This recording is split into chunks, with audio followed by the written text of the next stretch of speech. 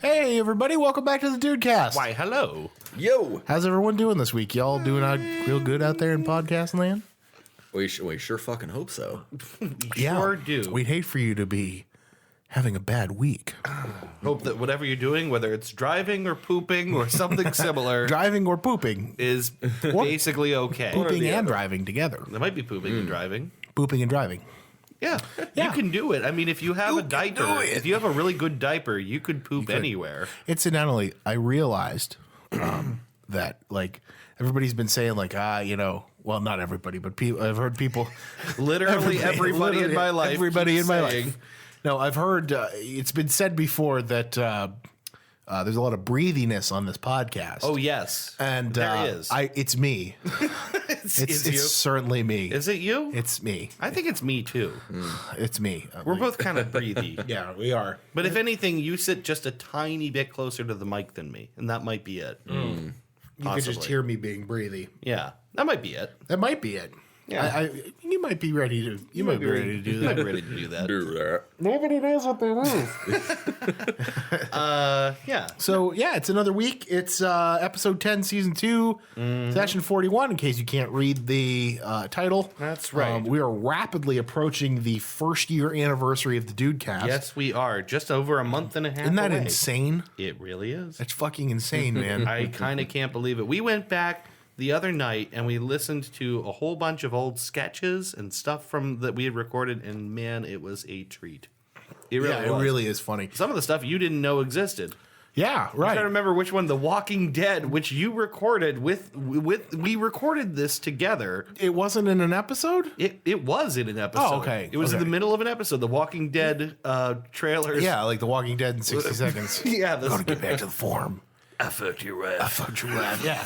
Yeah, it was funny. We had a blast, man, listening to that stuff. Yeah, those are really good ones. Well, maybe maybe that's what we'll do for the 1 year anniversary. We'll do Thinking about it. Doing like a mega sketch compilation. collection of all the sketches. Yeah. There's incidentally, I'm going to Boston in like 2 weeks. So that Tuesday, I don't think I'll be back in town. Like, I'm coming home that Tuesday.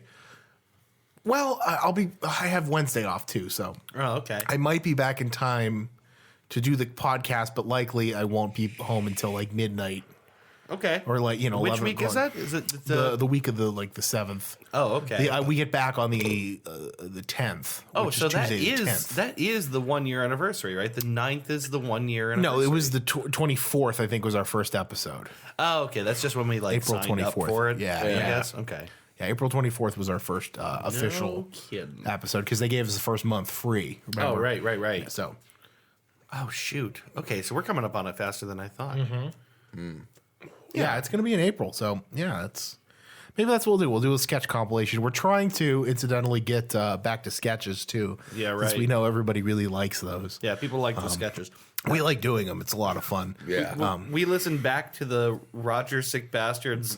Didn't we listen to that one? Scrotumin? Yeah. No, we didn't even listen to it. We just talked about the Gun and Dildo Emporium opening day. Welcome to the Gun Show. We got Featuring rubber dicks. Featuring Axl Rose. Axl Rose. That sketch right. is so fucking stupid. It is. It's so fucking stupid. And I realized, and I was telling Christy about it, I was like, what happened was Ben wasn't around to tell me and Chris no. Exactly. That's Like, exactly because what we happened. just kept adding stupid shit with no one in the room to be like, you guys just like focus on one thing. Right. Well, the thing is, the idea for the sketch was born of something that I do with my coworkers, where it's like, what are we gonna do?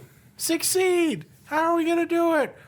Kill Serena, chop her into pieces. And like that was the sketch idea, and then it was like, well, no. What if it's like a Roger Sick Bastard place, and what if they sell guns and dildos? Sure, why not both? Yeah, right. What if Axl Rose is there for some reason? That's what happened. We kept adding things on with no payoff. There's like four Right. different Yeah. sketches in one sketch there. Yeah. That just Didn't make no sense. Yeah, it's really stupid. It's really funny. I think it's hilarious, but Yeah. it's just stupid. It was funny. It didn't make any sense. No, it didn't have to. Yeah, and I promise. Oh man, we have the serial. The what? Oh yes, our ongoing series Yeah. that we have not published. Yes, at some point we're gonna have to do that. I guess. Yeah. That Yeah. maybe we could premiere that our first episode of our ongoing series in our sketch episode. Yeah, maybe it's not a bad idea. And then Yeah. we'll start it. We'll give us some time to work on some more. So. Since it's been like a year since we did anything with it, so Yeah, right. Well, anyway, Yes. standard commentary aside, gentlemen, Yes. we are fucked this week, Yes. as you bad. both know. Yes. So it's been an eventful week in fuckhood, Has it? and I think that this week we should start with you, Dave. I knew you were going to do that. I knew you were going to do that. And I knew you were going to do that in particular because I just honestly don't. I don't have anything great. I Okay. knew it was going to come to me. Well, I first. mean, you never have anything. I great. never have. No. I've never said You never- anything great. No, No. nobody has. I will Look say at what we're doing here. I will say that the reason I felt fucked today in particular was like I talk about this all the time because I'm super deprived all the time and need to bitch about it. Is that I'm trying to lose weight and I'm actually doing pretty good. Yeah, you are. Like I've hit like at this point something like I'm estimating I was down. I had lost 17 pounds and then I gained a few back. I might have lost them again, somewhere in that ballpark.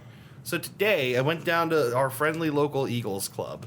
Right? I Yeah. go every Tuesday to hang out with my grandpa, and I'm sitting there telling him and his friends like I'm trying to do this. And it's like been like 6 weeks, you know. And when I told the dude to the side of me that I had lost 17 pounds, and then he asked me what I weighed in at, and I told him that I weighed in at 329 pounds, which is true.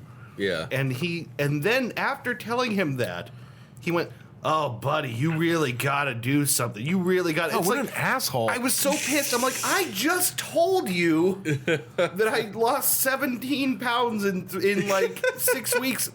Like, why? What the fuck? That made me so angry. cunt. It made me so angry because it's like, I get that. I know that's why I'm doing this. But, like, I just told you I'm doing good. Like, why do you have to have that horrified reaction to me? It just, I don't know, it drives me nuts. So I guess that's why I felt fucked today is like, I just, dick. give me some fucking credit.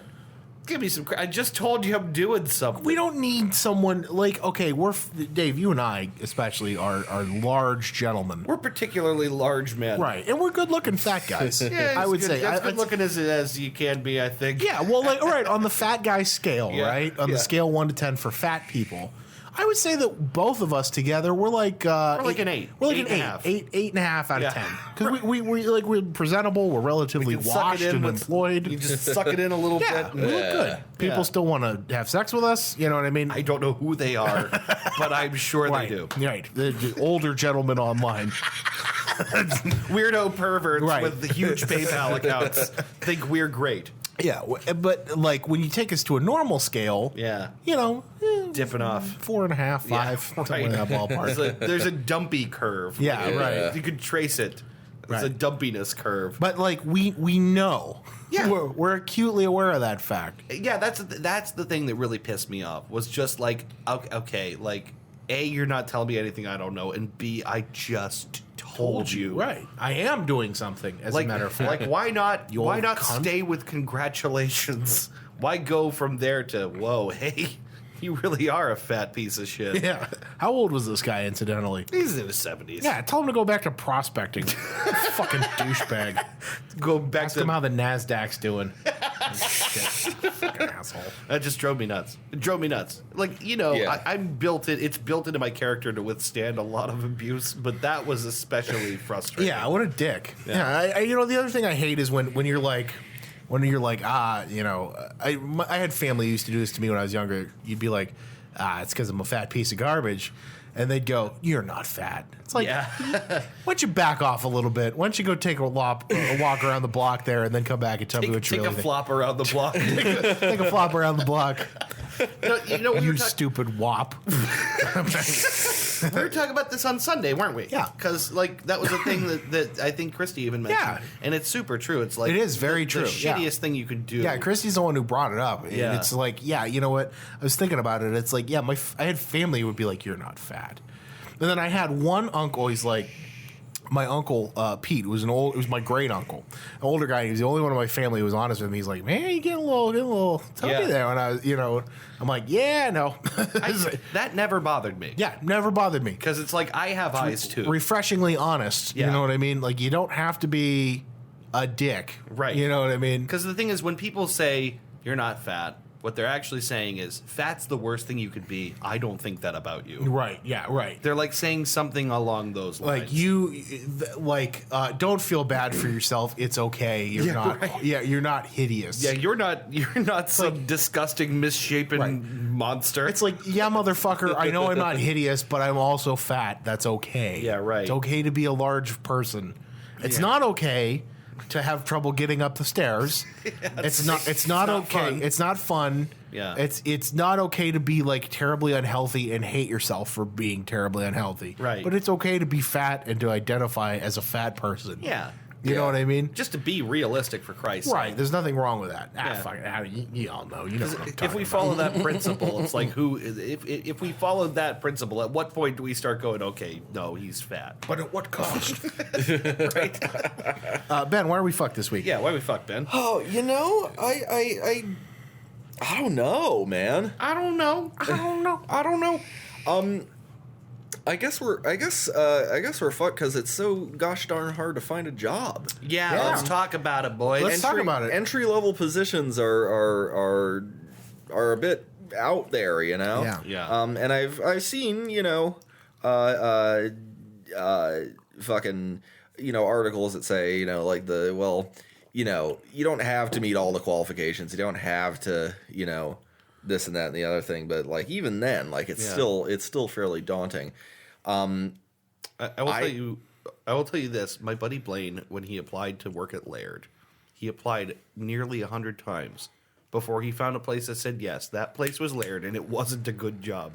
So it's true that your qualifications shouldn't hold you back from applying to everything, but also just know that it's always hard to find. Part of it's this area too, and part of it's the job climate. I'll tell you what, good example. My boss, who I love my boss, is probably the best boss that I've ever had. But I'm comfortable saying that I'm friends with my boss, my direct manager. Yeah. So when that spot was open, I trained my boss partially. That's fun. Right. Like when he came in, I'm the veteran on that team. I've been at my job for 5 years at this point. Right. 5 years makes you like an old hand. My brain works a lot or hurts a lot, whatever. little Bowie humor for you. No, but he came on after me. He's about 2.5 years at this point. And here's the thing. I'm acutely aware of the fact that, he was hungrier for it. And even if I had applied, he probably would have gotten it because he was the one who made his presence known more. Mm-hmm. But when I signed up for my application, it's on an internal server, right? So they have all my application information, and they auto denied me because I attached my resume to it. Right. Which is silly. So here's the thing. What? When it reads off of your resume. Yeah. And if they don't detect on your resume that you wrote, and it was my fault for not writing it, apparently. Okay. One of the things they were looking for with the manager position is that you had scheduling experience and leadership experience. Yeah. And everybody was like, you just, whether it's true or not, you just tell them no so you can get the interview, and you know what I mean? And it auto denied me, and there was no way for me to once it denied, you couldn't reapply for the position, which is stupid. That's infuriating. Right. Well, and I had sat down with No more humans and human resources. Right. Exactly. Yeah, right. Exactly. The robots have decided he will be cast into the pit. To everybody's credit, they tried very hard to fix the problem for me, but I had to sit down with my store manager, and he's like, well, what it was is they were looking for someone with managerial experience, someone with experience scheduling, and they didn't read that on your resume. I'm like, well, I have. Whoa. Yeah, don't listen to him. Barking dog. I said, well, I have both of those things. Yeah. You know what I mean? From working at Mark's and being the team lead there. You know what I mean? So, right. And he's like, well, yeah, but it wasn't on the application, so there's no way to unleash it. That goes from corporate. That doesn't make any sense. Yeah, it's I know. so It's stupid. impossibly Yeah. inflexible. Right. It simms like it's designed to help nobody. Yeah. just to hurt you. And it is. Well, and like I've been searching. I've been applying. You've been applying. Yeah. Trisha just got a job today, which is pretty cool. Yeah, that is pretty cool, actually. I'm hoping my girlfriend follows suit. Yeah. I'm sorry. I was going to say, what the hell are you Dead guys air. doing? I'm sorry. I'm actually You guys are talking to both Trisha on your right now. phones. Yeah. But no, but like you've been going like crazy, right? I've been trying, man. I like sometimes I don't even know what to search for because most of the time because I don't even know what my skill set enables me to do. You know? Yeah. The thing is, it was easier back in the day, I think. Sure. Yeah, well, that's one thing they say about the world as it is becoming more and more and more specialized. Like everyone says, that's the trend. And I can't remember who it was who gave this example, but I thought it was really useful. You take someone who works at like, Hertz or like some rental place, and you move them over to, like say U-Haul or something like that. Yeah. They're doing an incredibly similar job in every way, except that the systems are specific. The procedures are specific. The paperwork specific. So even doing the same job in one place to the next isn't the same. That's how specialized we become. It's fucking crazy, man. Yeah, it hurts us. Right. It hurts us. It makes it very hard to move around. Yeah. But you found a lot of good postings and stuff, right? You've seen like I've applied to a shitload of stuff. Yeah. It all gets saved on the sites where I do it. So nice. just gotta follow up, man. You doing that LinkedIn shuffle? You doing that Zip You know- Recruiter? Yeah, that's the thing. I haven't even done LinkedIn yet. Like I've just done like Indeed and Monster and ZipRecruiter.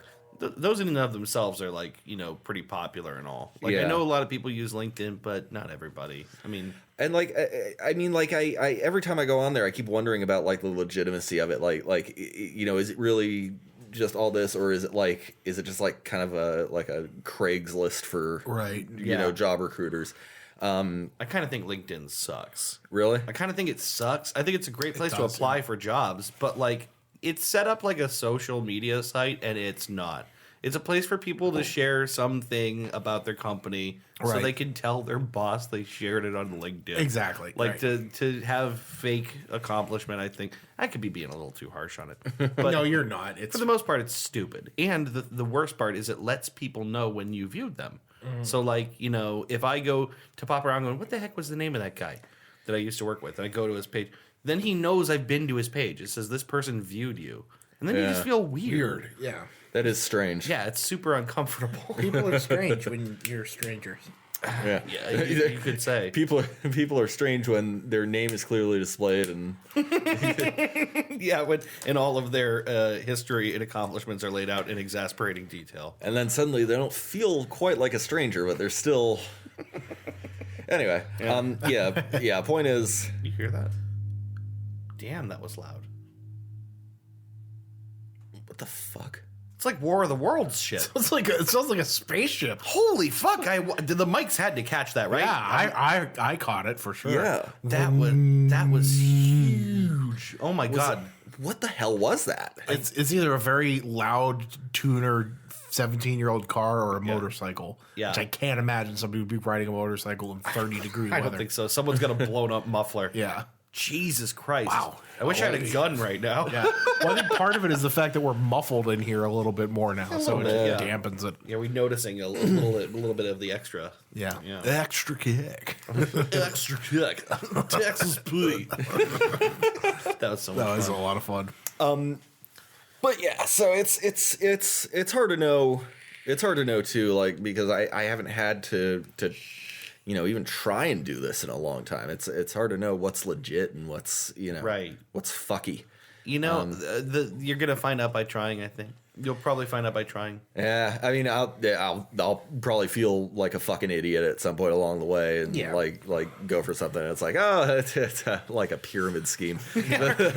Hold on a minute. Now you're saying if I sign up here, I have to fix mangosteen. What is mangosteen? Oh, I'm glad you asked. Cured my butt cancer.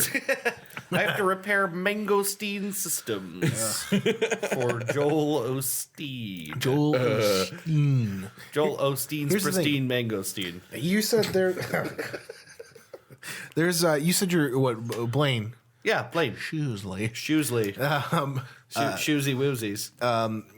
He applied like 100 times, Yeah, right? like 100 times. And Laird was the one that got back to him. So and here's a lot the of people thing. Didn't. I know. I have a lot of friends who had the same thing. Yeah. College educated. You know what I mean? Yeah. Degrees. Applied like over 100 times and ended up with nothing. Yeah, Do you know what I right. mean? So Right. the thing is, like, you and I are both going to have to go through this together because I'm trying like hell to get something. You know. Yeah. Yeah. This is the year that the dudes upgrade. Right. Damn it. Yeah. Yeah. Don't get discouraged. Yeah. You know what I mean? We want better lives for ourselves, god damn it. Yeah. Right. We deserve better lives for ourselves. Yeah. Otherwise, what's all this drinking and sitting around for? Right. That's goddamn right. We should be able to buy better scotch than Black Label. We should get Blue Label or Yeah. Green Label. Or one of those other labels. One of those other kinds of Johnny Walker. A suspicious bottle found in the street without a label, but which definitely contains some kind of scotch. Definitely. I drink it. Screw it. Yeah. I'll find out what it is. Scotch and a little bit of hobo backwash. Just a little bit. Scotch and piss. Yeah. Nothing like drinking scotch out of the bottle like an animal. Glug. Glug. Well, anyway, I guess mine's going to be a little more serious. All right. How bad is it? It's just like, and this is a discussion that we've had on the show before. It's the fact that if I ever have children, I'm going to have to explain to them things like, all right, today that bomber in Austin, Yep. That's still happening. they caught this morning. They caught a fifth one at a FedEx factory. It went off and injured a FedEx employee. They also found a sixth one, a suspicious package, at a separate FedEx facility in Texas. Jesus There was also Christ. another school shooting today. Yep. In Maryland. Yeah. You know I what's- saw that. You know what's telling? Barely a blip on the radar. Yeah. Barely a blip on the radar anymore. Yeah. They said there was a report by MSNBC today that was we're averaging one school shooting a week this year. Cool. So like we're fucked because Well, at least Congress is doing something about it, right? no, we have to go to the kids to fucking Right. We're fucked because if I ever have children, which may or may not happen at some point, Yeah. I'm gonna have to explain to them days like today. I'm gonna have to reconcile that, and I'm gonna have to find a way to do it and be optimistic. Yeah. It seems not possible. Right. Because we've hit this pinnacle of American achievement, and now it's starting to regress a little bit. Yeah. And I don't see it, as much as I'd like to be hopeful about it, I don't see it slowing down Yeah. at any point. And I think things are going to get worse before they get better. It seems like it. And I think, sooner rather than later, if I was ever going to have kids, it's coming at some Yeah. point. Nah. You know what I'm talking about? Balls. Woo! Woo balls. But like I'm gonna have to reconcile that. I'm gonna have to sit down. If I ever have a kid, I'm gonna have to when they ask me the question, I'm gonna have to be honest with them and explain it to them. Yeah. How? What? How do you do that? I don't think there's a way to explain. I don't know. I don't know how my parents did it. Yeah. I don't know how dad ever. I think the general rule is just be honest. Yeah. But I don't know how to do that. Christ, I remember when Columbine happened, and Yeah. it felt like it had never happened and never would again. Yeah. Right. I remember that pointedly. It was like, oh my god, the unthinkable has happened. We got to be afraid of our kids now. Yeah, it's fucking routine now. It's fucking routine. Like that's insane. I don't know, man. I just like I'm sorry to like bring the mood down a little bit, but No, that's okay. I got something to bring it back up. Can your balls switch places inside your scrotum? No, we've been through this. They can't. I think they might. They can't. I'm not sure. They certainly That cannot. diagram they do of your ball sack with the balls are sitting next to each other, Yeah. they don't really make it clear if there's like space between listen, or dude, what. the gooch line. Yeah. There's a little skin wall there. It just goes right up the ball sack. right up the balls. There's Separates a little, them out You neatly. can't switch sides of the pouch. Really? You can't do it. I I've feel like you tried. could. Now, bear in mind when I'm saying this, I have no scientific backing for this. I'm just talking from personal experience. This is you really can't switch. This is a sides question of for the ball. listeners. If you're listening, please let us know. I would Can they- imagine that most of you, with the exception of Aubrey and Christy, and sometimes my girlfriend, have balls. Yeah. So No, Christy maintains. She says no. They you can't. cannot. switch places. I maintain that too. Yeah, I'm going to take her side. I'm not here. so sure here. I need the evidence. You know. I'm telling you, try it. I need a good You ball. can't, I need to dude. spend some time. Sorry, I would not have brought this up except that you. You need to bring the mood up. No, you can't. Well, like Yeah. incidentally, you can't switch sides of your balls. I don't know. I'm just still. I don't know. No, Just- because from a standpoint of evolution, that doesn't make sense. Right. Really? It doesn't make sense. Your fight or flight response. One of the things that your body automatically does is it retracts your Yeah, balls pulls into them your balls body. up. Yes. If they're fucking like tangled or whatever, that it fucks with that. in balls. Tangled balls also, Right. I would imagine, also lead to like severe pain. They would probably Yeah. Oh. Right. They would probably lead to some problems with getting your sperm out. You know? But we get all kinds of dumb stuff like that in our body. Yeah. You know. Sure, but- Incidentally, one of the other things that happens with balls retracting is when you come, your balls retract in. Well, they Right. like you got to push it out. Which is why cock rings are a thing. Is if you put them around your balls as well, it stops your balls from retracting into your body. I think we could do a whole episode on balls. But like that's but like tangled balls would lead to not being able to reproduce. So that's something that evolution would have selected against. Yeah, I would that's think true. so. So I think that The most I think, logical. I think that current humans, current primates, current mammals, really, Yeah. all have testicular systems that preclude the possibility of getting tangled. Dude, he's so much smarter than we are. I don't know. He just, No, but I'm he just made perfect sense. That does make sense, but then again, it's considering that evolution, does select against things that are not reproduction level. I mean, there's a lot of really disgusting men in the world, and who are totally unfuckable. And they keep existing. There's also It's because natural selection hasn't hit him yet. Right. Don't worry. Well, no, it's because get civilization and modern society and technological and medical advances have made natural selection irrelevant. Yeah. If we want to keep a 600-pound dude on life support and keep that dude alive, we are going to keep that dude alive. Oh, why would you?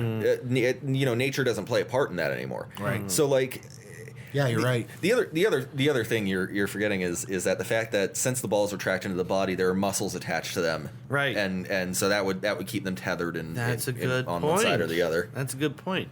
Fun fact: one testicle hangs slightly lower than the other Yeah. so that they don't knock into one another. Oh, really? That's to keep them from slanging around? That's nature. That is Another fun smart. fact: one woman's breast is always naturally larger than another woman's breast for reasons that I Than don't another know. woman's breast? Yeah, no. Then wait, hold on. One woman's breast is larger than another woman's breast. No. One woman. But sometimes it can also be smaller. And sometimes they're exactly the same size. No, one. How do you get these two women in the same All right, room hold- to do this? Stay here with me. I don't know, but if you figure that out, let me know. Give me a call. No, you got one woman, right? Yeah. She's topless in this room. I'm no longer paying attention to the words coming out. Let's also say that she's crying for some reason. No, let's not. No, let's not. Let's not. No, but let's say she's like dancing to Heart of Glass, Yeah. Blondie. She's Yeah. doing a little swivel. Yeah, it was a guy. Right. Yeah, right. Again, so topless. topless, right? Whatever. Fuck it. It's our show. Shut up. One of those breasts One of them. is larger than the other one for reasons. I really thought you were going to give No, us there the was reason. there was nothing there. Wow. I fucked up what I was saying because I'm an idiot, and then I just I think that has to do with just natural symmetry. Like nothing is totally symmetric No. in the body. No. You've got you appear basically symmetrical, but you're not really. I got to tell you, it doesn't matter. I don't favor one boob over the other. I love them both equally. Yeah, Got to give them equal attention. this random stranger that we're discussing. Yeah, right. Yeah. No, right. Not that I would. Just breasts in general. Anyway. It's better than talking about shit, right? That's Yeah, right. right. That's we right. can talk about boobs all the time too. Yeah. That's a topic for an episode. Instead, we're just talking about the globular things that hang off of our bodies, depending on gender. Yes. Yeah. Yes. Well, yeah. Yes. Yes.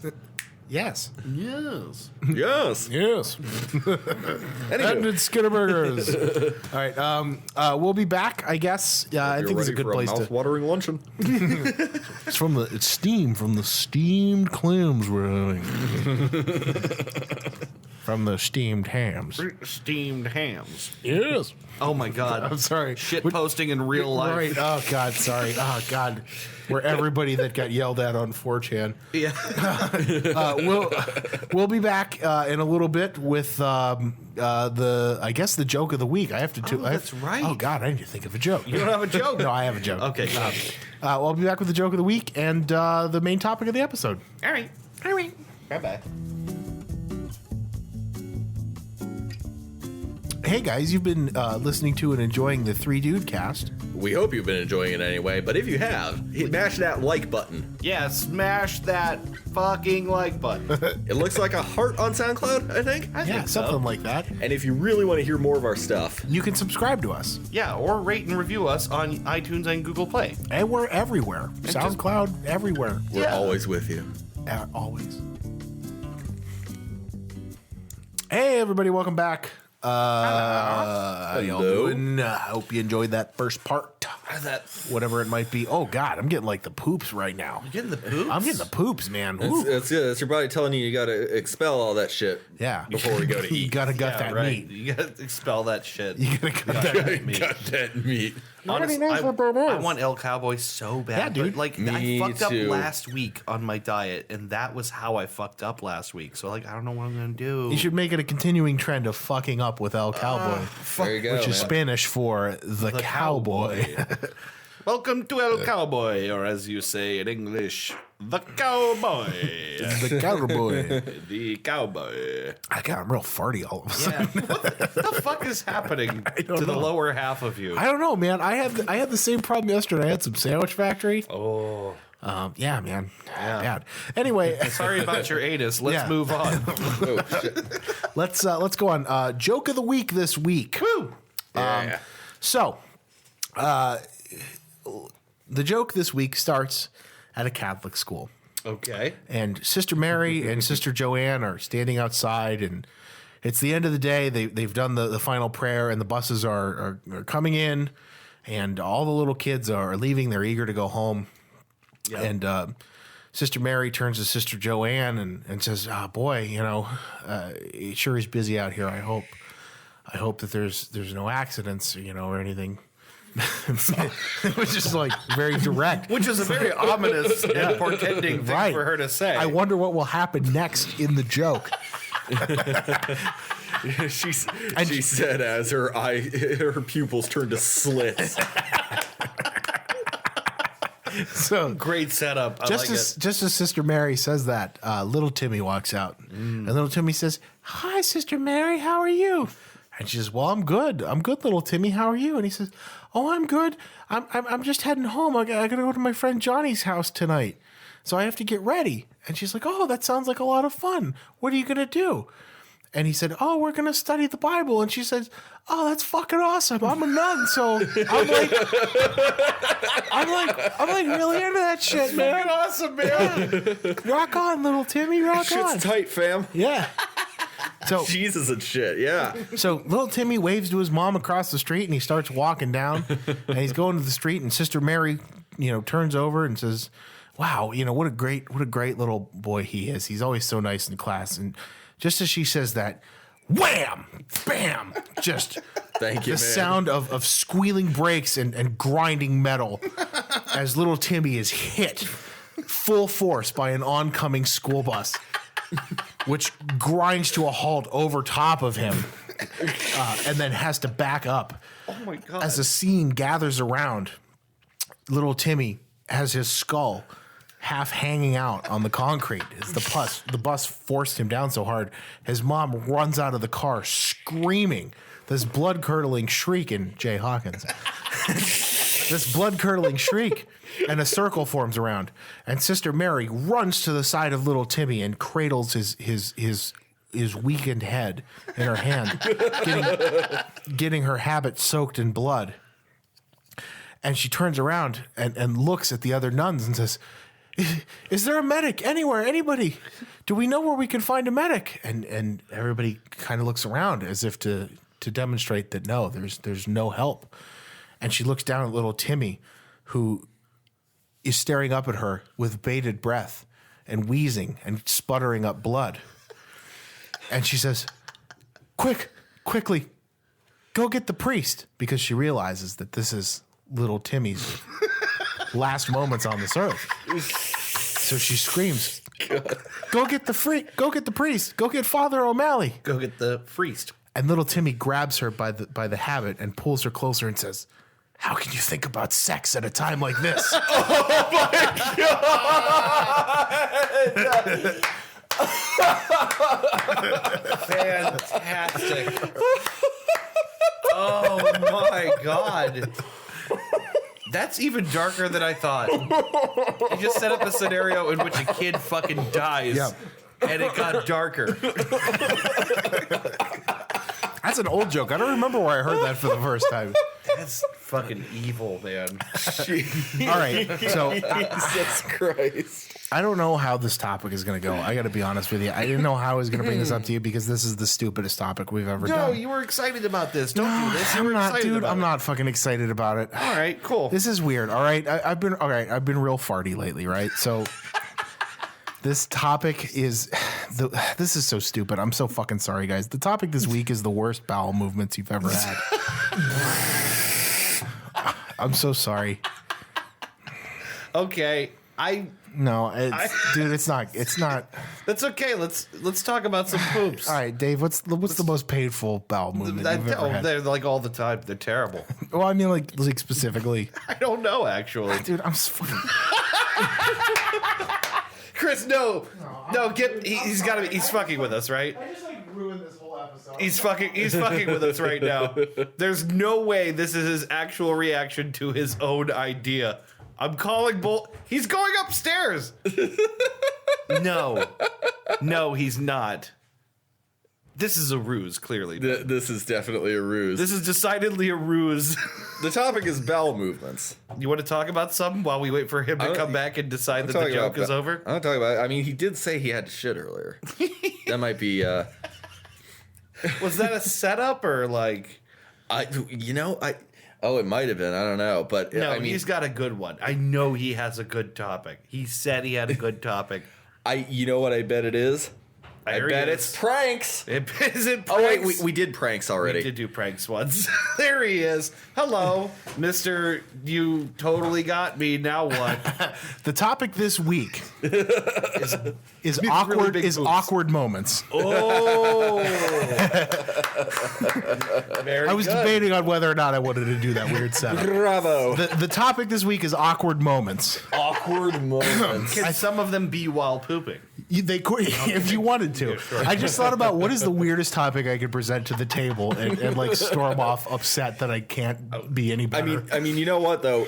I don't see any reason why we couldn't talk about bowel movements and make a 2-hour show. We totally could. Yeah, could. knowing this show. We absolutely could. But yeah, I thought about this topic way early in the week, and I thought about the setup before I thought like really about what I was even going to talk about. But I figured this was a good one for the table. Oh man, yes. So as a demonstration, I mean, we're awkward people. we are very awkward people. So you know. and I think I know I'm pretty socially awkward, or I was. Yeah.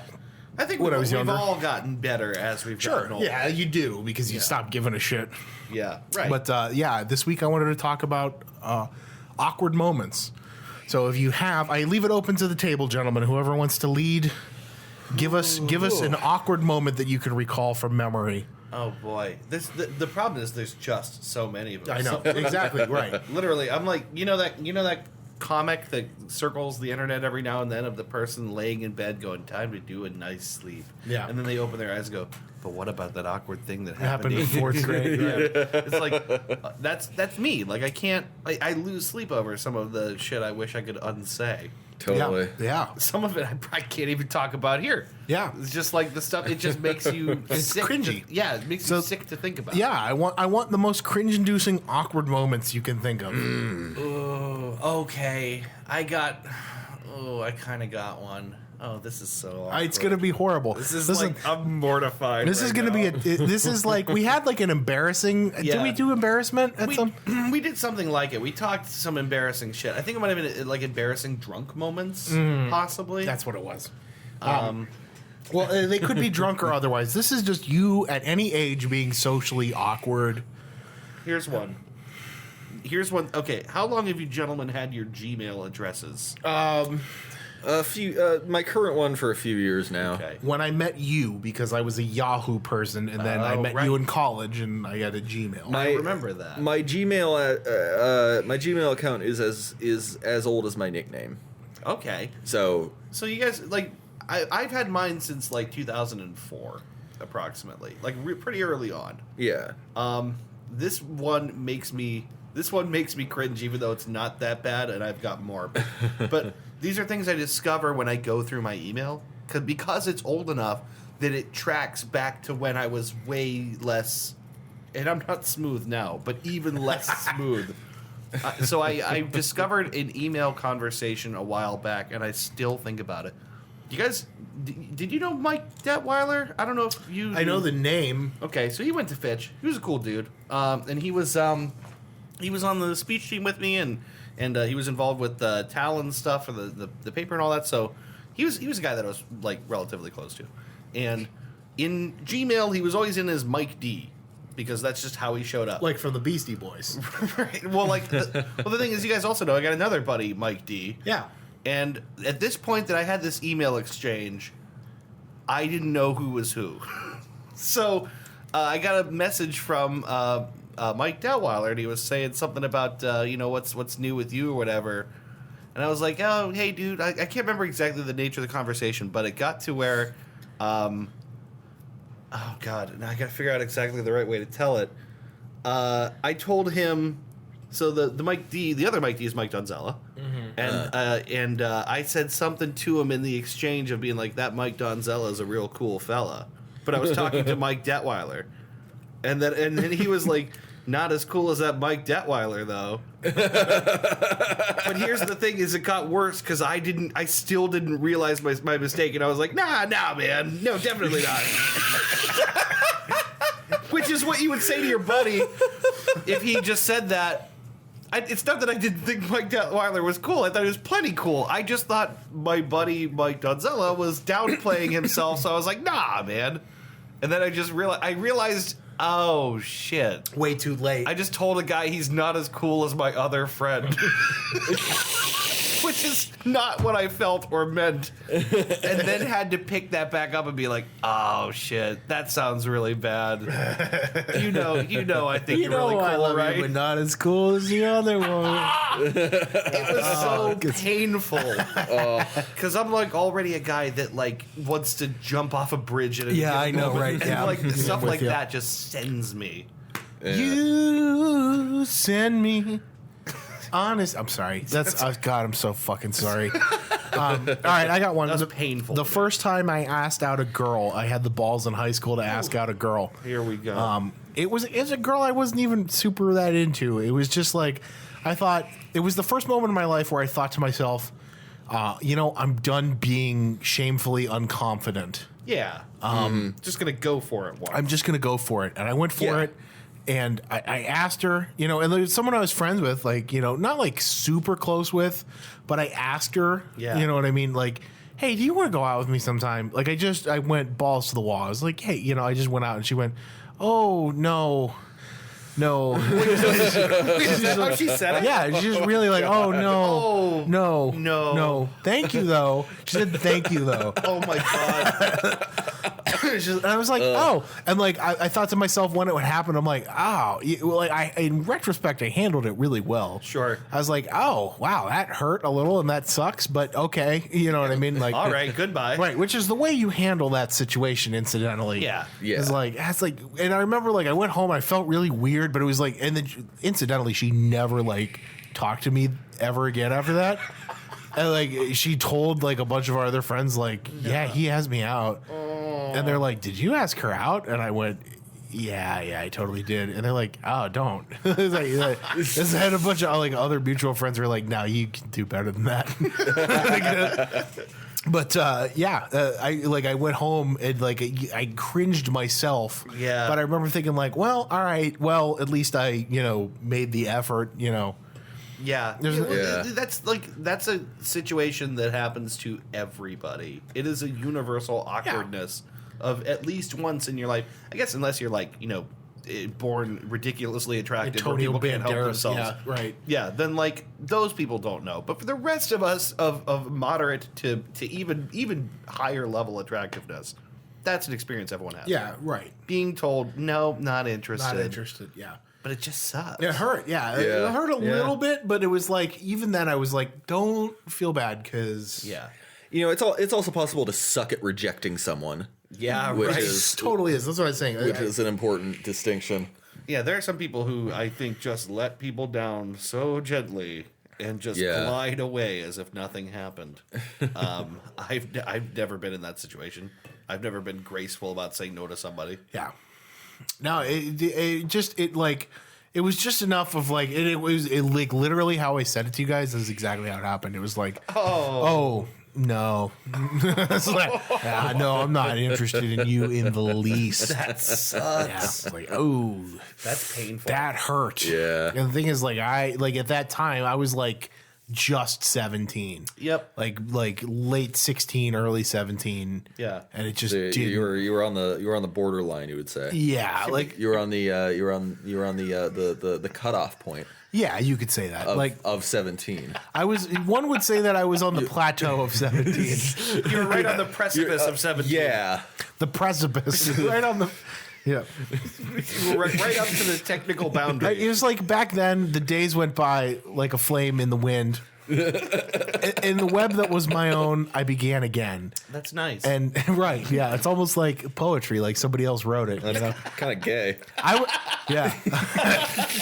was no more than a baby then, oh, man. all alone on the crevice of The crevice. the Please. Crevasse. the ripe old age of 17. I'll give you another awkward one. This one has never stopped bothering me. This is from middle school. It was like when I started getting fat and not able to do anything, right? And it was like one of these days we were doing like some team game. It was indoors, something like a dodgeball kind of thing, but not quite because I was freaking exhausted. Yeah. And I remembered like Wait, did you say freaking? I was freaking exhausted. You just reverted back to middle school for that. Yeah, you're right. I was freaking. Yeah, I was right. freaking I exhausted. never say freaking, do I? No, I was freaking exhausted. I was pretty flippin' exhausted. So this is like this is also a time where I preferred to be the fuck alone, right? I preferred to be alone a lot during this time, and I'm really tired. I'm like sweating, exhausted. I'm red in the face. I'm way too fat for this, and I go off just to go lay down. Like I'm basically hiding from the gym teacher. Like maybe he won't see me. And there's these big giant rolls of like foam material that they keep at the back of the stage at Frank Hole. Do you know what I'm talking about? So I go and I just lay down behind one of those and try to catch my breath. So I'm hiding back there. Now, I'm hiding. There's one kid who knows he saw me go over there. So he goes and walks over and looks over at me. And I'm just laying in there, red in the face, panting furiously with my hands folded. He told everyone I was jacking off back there. Oh, And then, what a dick! But here's the worst part is that when you walk out of there all sweaty and red, you just confirmed to them you were just jacking off back there. Yeah. So that's sat with me forever. Oh, I'll God. never forget how awkward that was. And it's like I got a room full of people that were just told and now can confirm with their eyes. Clearly he was jacking off back there. yeah. You were doing a serious jack off session if you were like red and sweating. How long does it take you to jack off? How hard do you have to work? That's the thing is it doesn't matter. You just look exhausted and it doesn't matter. That's a solid 30 minutes of It's jacking. a pretty rigorous jack off sesh.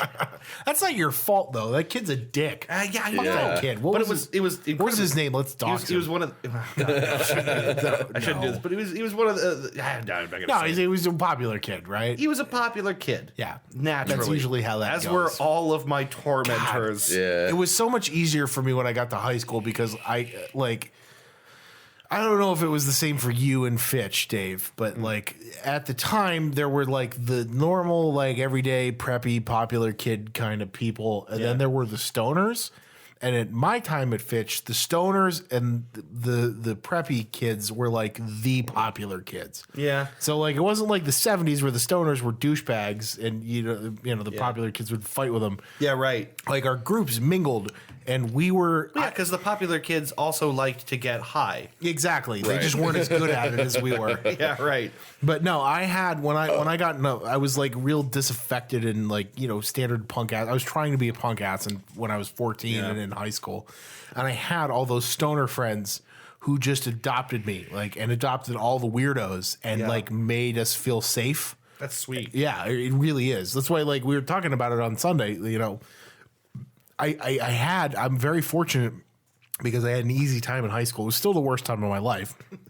It's the worst time in everybody's Right. life. I think. Anybody who says that those are the years that you look forward to is wrong. This is a horrible time. Yeah, or they just had it that fucking good. Right.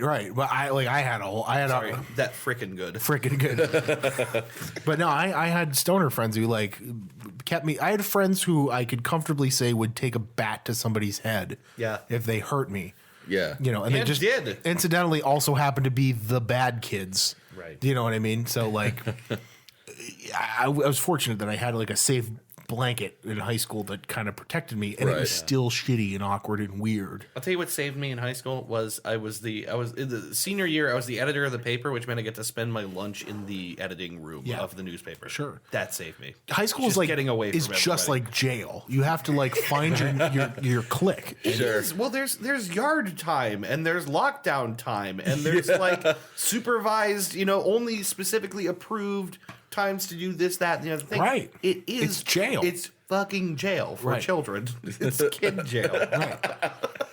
What about you, Ben? Yeah, you got What's the most awkward you could remember being? Oh God. Well, I mean, there's plenty, but I think probably the most awful recent thing. Yeah. As a grown ass adult, was when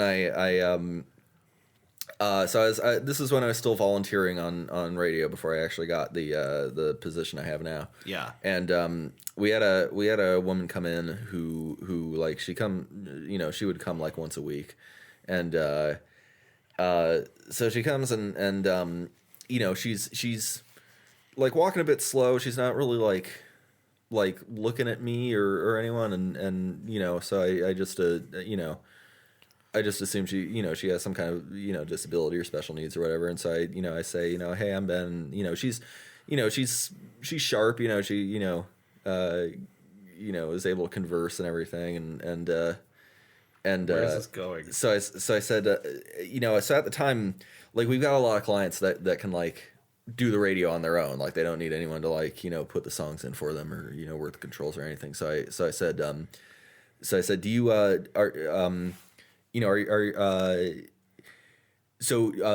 you, how does this work? Do you handle the controls or is there anything I can do? And she says, I'm blind. So you got to, I'm like, fuck. Oh, God. Yeah, da. So yeah, if you wouldn't mind taking the controls, I'd appreciate it. That's not on you, but it's super uncomfortable. Yeah. Yeah, it really is. The only way to get over that is to address it head on. And Yeah, right. Oh, Yes. sorry. Yeah, no, I of course I said, oh, whoops, my bad. I'm blind, so no, I won't I be mean, doing no, I that. won't. I won't. And I mean, it was a bit more comfortable because she thought it was hilarious. But That's the thing. Can I say this and tell me if this is this makes me an asshole? But I feel like if I had a disability like that, that would be the one only good thing about it. Would be making other people a little uncomfortable Yeah, from for time sure. to time. because you say something like that, and they go, fuck it. Yeah. So, one of the guys I work with, he fought in Desert Storm, and he has a buddy from Desert Storm who lost his leg on a mine. Yeah. And he said he likes to do this thing where he'll go into some place and buy something, and it'll go like tell him what the price is, and it'll go $36.50. You mean to tell me you want to charge me an arm? And then he'll unbuckle his prosthetic and go and a leg. Which is how you do that. That's fucking great. I think about our friend Jeff, who I have to talk to. I miss Jeff. Yeah, I was just talking about Jeff him Johnson, recently. as in cock. Yeah, Johnson as in cock. AZINCOK. He used to say that Jeff Johnson As in in cock. cock, right. Or Jeff Johnson as in cock. You're right. He had some very rare form of cancer. Yeah. And a very rare aggressive form of cancer. Yeah. In his foot. Yeah. Of all places. And Jeff, incidentally, looks like a redhead George R.R. Martin. Yeah, sort of. He's this, redhead. He looks very Nordic. Big beard. Big guy with big beard, glasses. Coke bottle glasses. Yeah. You know what I mean? God, he's fantastic. There's nobody that looks like him. He has so much character. And and a great writer. Great writer and a good... I remember him. You remember? Good guy. Yeah. Really, one of the best guys I've ever had the pleasure of knowing. Yeah. And he had this really rare form of cancer in his foot. Yeah. And like basically when he went, because he disappeared off the face of the earth for a while, I remember in school. Yep. Yeah. And the doctor, when he went to go get checked out for it, he had the CAT scan and he went through the, all that shit. Sure. And they told him what it was and what had happened. And he was basically given two choices on how to deal with it. It was either go through this radical experimental treatment that could have 100% success and save his leg, Right. but had a 30% chance that it would actually work. Yeah. And if it didn't, he would almost certainly be dead. Jeez. Like it was going to kill him. Take my or foot then. Option 2, we could cut it off, Yeah. and that was like a high 90% chance of if we've caught it early enough, has a high 90% chance of stopping the infection, kind of like grayscale or zombieism. Yeah, right. You know Exactly. what I mean? It's just one of these things like you just have to Hit the infected limb. Yeah, you just get it out of there. Right. And he said, provided that we caught it early enough and it hasn't gone anywhere else, it will, stop you from getting cancer anywhere else. Yeah. And you have a significantly better chance. And the doctor pretty much told him, we need to know now. You know what I mean? He said, I'll give you 24 hours to make the decision, and then we will schedule you and get you set this week. Yeah. He didn't, it was this quick thing. So he said he went home, and it was not even a discussion. Right. That he went home with his parents, and they sat down and they drank a lot of wine and cried. And then he went in. He said, I got it out of my system. I cried. I got really drunk on red wine with my parents. And then I went in the next day and I said, all right, cut it off. Yeah. I think he did the right thing. I don't want to fucking gamble with that any more than he did. He did the right thing. Yeah. I know I bring that up because I know that was one of the things people would look at him. Yeah. So, it's amazing. And then when you're you don't understand until you're around somebody like that. Yeah. I think they talked about it on the Grand Tour when Hammond got hurt and he broke his leg. There's an episode of the Grand Tour where they raced Clarkson, who was driving a car. Yeah. And they got to ride on a plane, but Hammond's handicapped. You know what I mean? Yeah, At the time, he had a busted leg. So, and I remember I heard May interviewed somewhere that was like, you don't understand. You just dismiss that as we're doing enough to take care of people who are handicapped until you're traveling with somebody like that. Yeah. And how you see how hard it is and how different everything is. Right. Yeah. And it was the same way, but emotionally when we would hang out with Jeff, because Jeff would, Jeff hadn't for a while before the prosthetic was fitted, he was hobbling around on crutches with one leg. Yeah. You know what I mean? And the looks that you get, and Jeff was my friend, so I'm not gonna not hang out with him. Right. Do you know what I mean? Yeah. So I don't want to shun him because he had a cancer that But the looks that he would get everywhere when he would hobble into his classes and Did people stare? people really stared. Oh yeah, I remember, and he told me There was a one day you and me and him went to Panera, and it was before his prosthetic was fitted. And he hobbled in, and I watched everybody like watch him the whole way back, come in and sit at the table. And I got up to meet him, and I gave him a hug, and sat down. Yeah. And I'm like, dude, how can you fucking stand it? Yeah, I'm like, right. is it like that would just drive me nuts? And he's like, you know what the worst thing is the fucking like the way everybody talks to you. Like, is there anything I can do for you? Do you know what I mean? Like, Yeah. And I'm like, that's actually much worse. It feels so like, and I Tommy was my best friend growing up. My friend, Tom. So like, yeah. I'm not used to that. I'm gonna poke fun at you. Like, yeah, right. I'm gonna. I called him the 6 million peso man for a long time. So like, I'm gonna like. I bet he loved it. No, right. I'm gonna poke fun at you. Like, Yeah. it's like I feel as bad for you as I would feel if you stubbed your toe. Yeah. Because I'm a firm believer. Maybe this is just me, and maybe it's insensitive, but I'm a firm believer that you make your own way.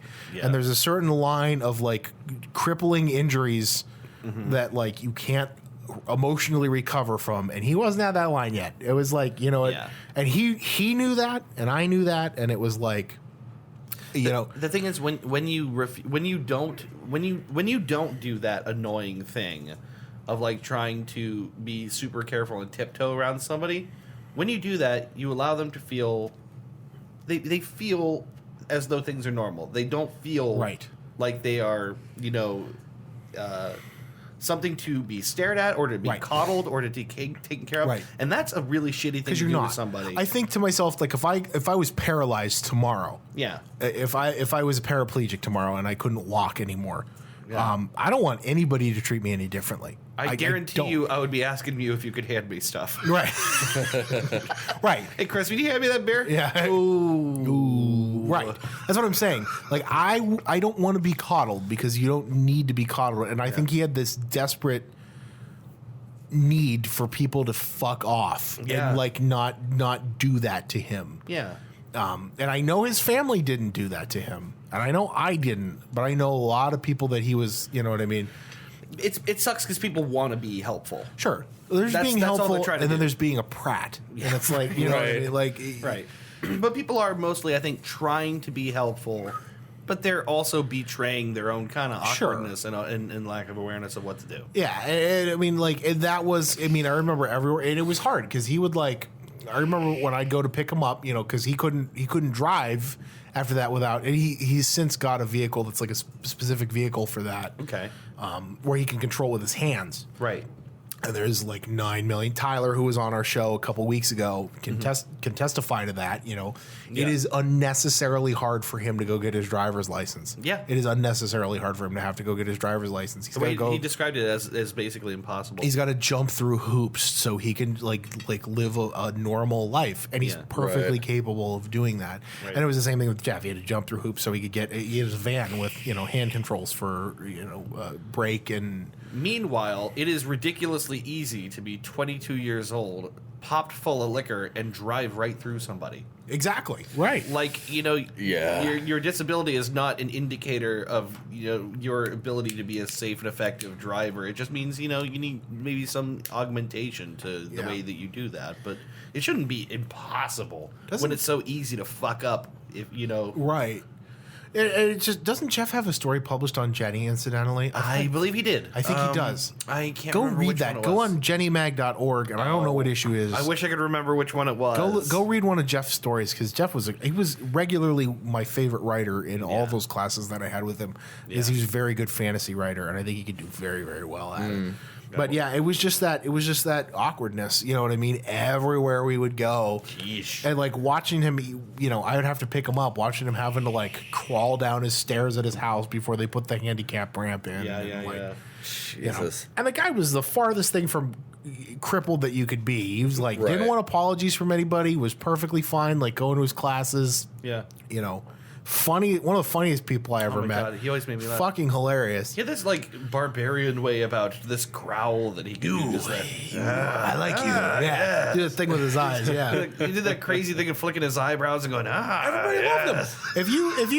If you were okay with being nerdy around somebody, you could get along with Jeff so easily. Yeah. He was just one of those people that was just magnetic. Asincock. Jeff Johnson Asincock. If you can find jennymag.org, I don't know. Actually, I think all of us are published on Jenny Mag in some way, shape, or form. That sounds right. So you can read all of our stuff too. But if you can find Jeff Johnson anywhere, read one of his stories. They're very good. Actually, recently we went back through the Jenny website and did a little bit of required maintenance because a bunch of the issues were looking messed up. So it's now every issue looks as it was meant to when it was published, which is a real kind of downer for a while because I didn't know what to do about it. I remember Jeff had an idea because he took all the poetry classes with me and we did a lot of the creative fiction writing classes together. Yeah. And Jeff had this idea that he was going to do a series of food-related poetry that he started at some point. Yeah. And he was going to call it Jeff or John Dunn in 12 minutes. This is a really good... John Dunn in 12 minutes. That's a really good poetry joke. Oh man. But yeah, no, I always, I love him. I love him dearly. Yeah. And that was the one time that I through that whole ordeal where I felt bad for him because I knew all he wanted is for people to stop looking at him and treating him differently. Yeah, don't gawk at me and speak to me pitifully. Right. For fuck's sake. That is the opposite of what I need right now. Yeah. Anybody have any super awkward moments they can think of again? I'm trying to think. I'm trying to think. Really awkward. There's so many. Yeah. I regularly remember. Okay, all right. I got one that's way back. All right. All right. So this was in preschool. This is how awkward this is. This was so far back. This is in preschool. Yeah. It was. We had. I went to it was like a Catholic preschool, and I remember my time at this preschool. Actually, it's right around the corner from where I live now. It's that school off of Kirk Road, right behind. Do you know what I'm talking about? Off of Kirk. Was it St. Christine's? It might have been St. Christine's. Wait. No. Oh, fuck that. I'd have to. I'll show you on Kirk Road. Is it Lynn Kirk? It might be Lynn Kirk. The one that's right by what was a McDonald's years ago. Yeah. Now probably fuck. a pet shampoo. I'll have to show you too. It's way up by the apartment, right? Okay. All right. So it was a Catholic preschool, and I don't know if this is true or not, but I'm very certain that I'm pretty certain it is. All my instructors at this preschool were horrible. Oh, really? They were just mean. I remember. Okay, so I have a distinct memory. Okay. And it took a long time for my mom to actually believe me until I was way older to be like, no, you don't understand. These people were horribly mean and awful. Okay. And my grandparents always believed me. God bless them. Yeah. But they were. I have this memory of them just to demonstrate how horribly mean these people were. They were like shrews. It was our preschool graduation. They were bunch of shrews, and they lined us all up before we went. We went to an auditorium and did a preschool graduation with the cap and the gown and all that shit. And they lined us up outside the auditorium where all of our parents were sitting, and they were just nasty. They were like, I don't want to see anybody up there yawning, and they did this motion. Really? And they were like, people's hat. They said, I don't want to see anybody play with their hats. And one of them said, because the hats kept tipping down, they're like, don't tip it or we're going to staple it to your head. Shut up. I'm not fucking kidding you. Is this to preschoolers? It was a preschooler, yeah. And I have this distinct memory of them bringing a stapler out just to scare us into not fucking around. No. So, and I know that I'm validated by this. This is criminal, you know. Yeah, I do know. So, and I'm validated by this because my aunt told me, she's like, because I told them that story years later, and she's like, I remember because you guys walked out in a line and were going, Chris, hi. And because they didn't want us to say hi to anybody. They're going trying to wave at me. And they're like, you were all just marching in a straight line, dead ahead. You couldn't. You looked fucking terrified. Right. So that's why I believe that this isn't a kiddie invention that I came up with. So I remember this. They had a student teacher come in halfway through my preschool year.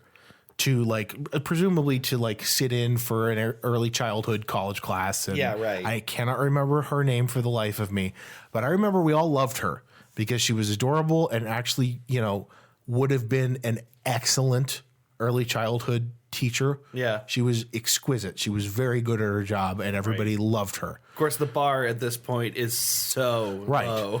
And You just have to not threaten to staple the children's heads. exactly. Well, and I distinctly remembered that all the other teachers who were there hated her because Okay. she was very nice and they were not. Okay. And I remember, oh God, this is so fucking awkward. They were like all the kids, we were all like in a big line.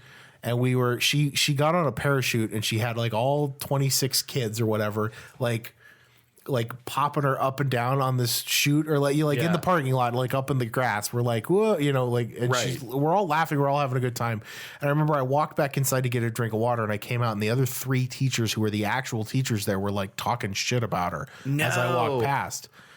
And they're like, we got to, you know, she's just horrible, you know, like all the, you know, and I was like, well, I want to be an adult too. So I remember walking across the lawn going, hey, you guys got to stop that. No. Like trying to be, and like I did that for like 2 solid minutes. And I remember like going up to one of the kids and like, you guys got to stop that. And they're like, why? And they're like, well, they don't like it. And they're like, well, they suck.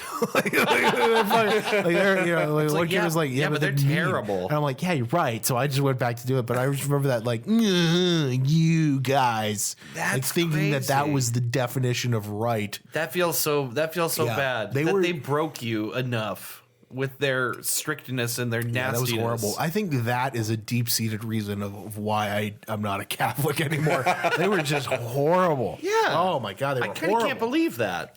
Right. Well, that's the thing. And like, I tried to explain that to my mom, and she's like, "You loved it when you were in preschool." And like, yeah, okay, I did because I love being around other kids. But like, I remember my grandfather, who was someone you didn't want to fuck with.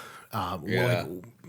Because I never I didn't tell my mom or my dad or I did, and they're like, you're a kid, you're just, you know, you don't understand, you know what I mean. And I remember telling you all right? Yeah, I just realized we left this ugly light on, and it's pissing me off. Oh, okay, go ahead, do your thing. But to make it nice in here. there you go. There's the mood lighting. a lot Yeah, it's easier on better. the eyes, isn't it? Yeah, it is.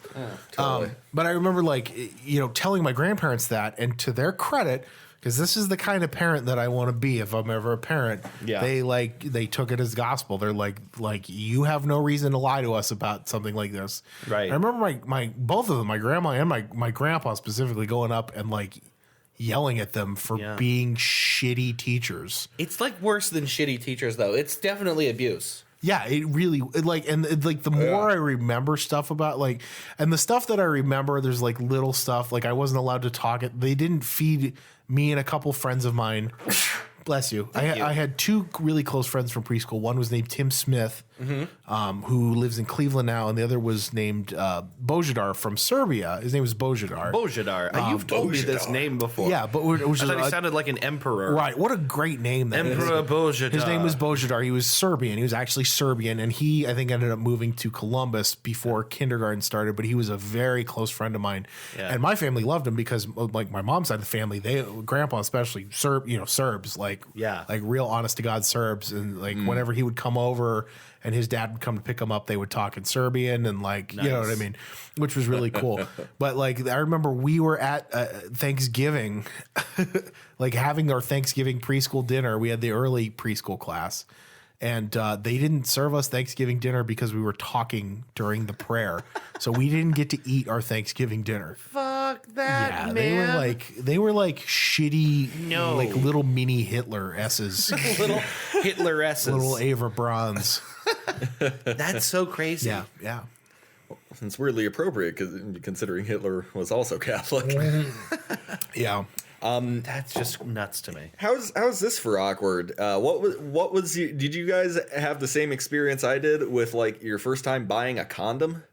Yeah. Oh, yeah. I think everybody has that. Yeah. Thing is, I bought condoms before I was having sex. I bought condoms because I thought it was the thing that you should do. Well, you never know when someone is going to change their mind. on you. Right. I bought some when I first began to date because I was like, you know, I want to be ready for whatever happens. Yeah, sure. Nothing wrong with that. And so fucking I'm like wandering around like a Rite Aid or something, and like, you know, I've got my coat on, and I must look really fucking suspicious because this woman comes up and she's like, is there something I can help you with? And I said, I'm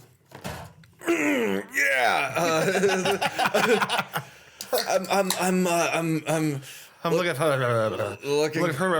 I think the exact words I said was I'm looking for protection, and she, but like in a real, like, you know, protection, and she's like, oh, sweetie, you could have just here. It's right. And she starts yelling and pointing in front of other customers. No, not. Hey, no, the Jimmys are right over this way. No, Hey, don't worry about your dick, son. We got you.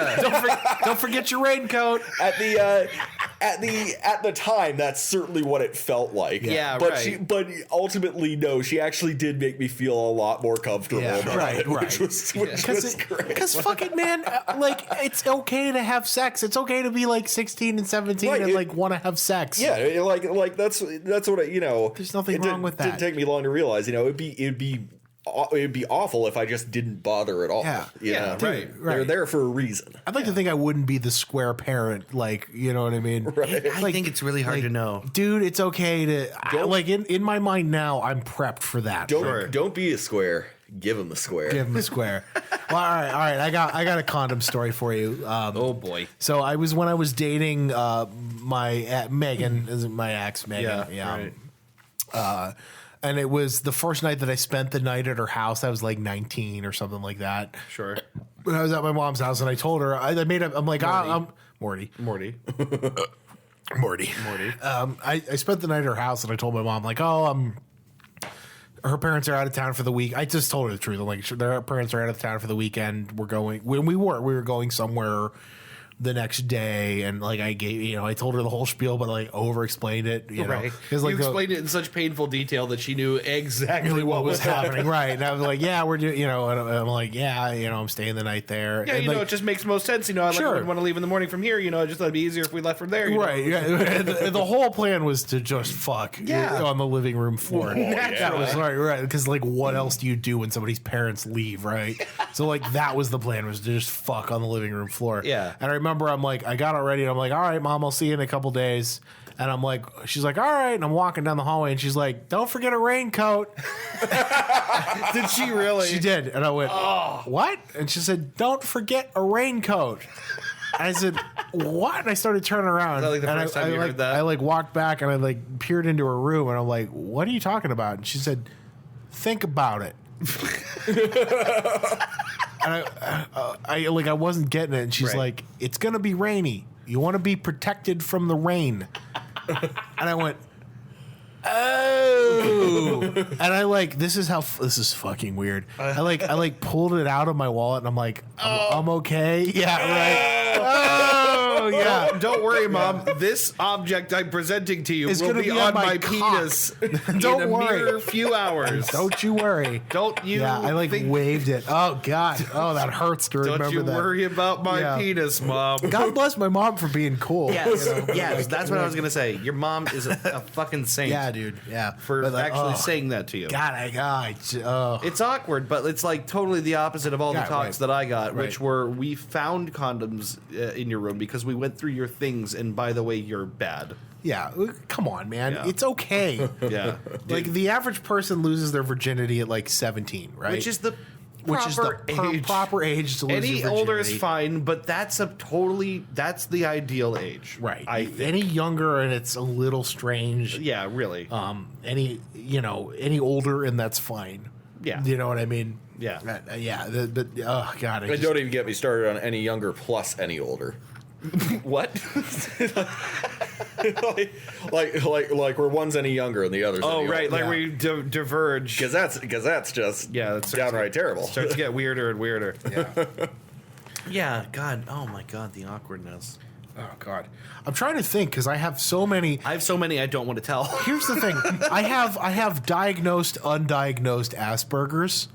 Or like I had to go in through You want to talk? Oh man, I just had another great awkward memory. Okay. So I think I told this story on the podcast before, where I got in trouble in high school, and I got in so much trouble that I had to go see a counselor, and I almost got expelled. Yeah, right. So I think I've told part of this story, and it was for making threats, which were like. It was post Columbine, so like it was one of those things where like, and I think I've told this on like this third or fourth episode. Yeah. Zero tolerance for like, and it was super innocent in hindsight, but I like got in serious shit, and my mom had to like take me to a counselor who let me out. I had 8 sessions with this counselor over the summer. She let me out after the 5th one. It's like she like sat me down and she's like, during a session, she's like, "You're not crazy." Yeah, and I went, I know that," and she's like. There's no reason for you to be here, and there's no reason for your mom to keep spending money. I'm going to write you a very good letter that says I released you early because you didn't need to do this. Yeah. And you don't have to come back here anymore. And I said, thank you. But oh, God, where was I going with this? This is awkward. You started with diagnosed, undiagnosed, and then you went through... Diagnosed, undiagnosed Asperger's. Okay, I remember. So, like, I had to go... One of the things, I had to meet with a psychologist, and then I had to meet with a shrink. The psychologist was a witch. She was actually really witchy. Okay. But she was the one who told my mom... She like I think you're like it wasn't officially I don't know if it was officially diagnosed or not. She's like, I'm fairly certain your son has Asperger's syndrome, right? Which makes a lot of sense in hindsight. I don't know if that's really what it is, right. But it makes a significant amount of sense. So I was told by a psychologist that that's what I have. Right. I don't know if that's on the record. She might not have put it on paper. Right. But basically, you've been operating on that assumption. Exactly. Which makes a lot of sense. Which makes a lot of sense of why I'm socially awkward. Yeah. So my mom, not to be outdone, because she had to go through all this shit, and her and my dad had to spend a lot of money to put me through counseling and prove to the school that I wasn't crazy and I wasn't going to kill anybody. Right. The jury's still out on that. Right. No. I'm still not sure about you. Well, the right person. Yeah. Right. But so my mom, and I told her years later, that was really good what she did there. I was impressed. Because she was the one, like, I got in trouble and I had to do the annoying psychiatrist thing. Yeah. She had to pay for all that, and she had to run through the rigmarole to make sure that. Like, and she told me years later, she's like, well, that happened, and we started doing that, and she's like, how am I going to get him out of this?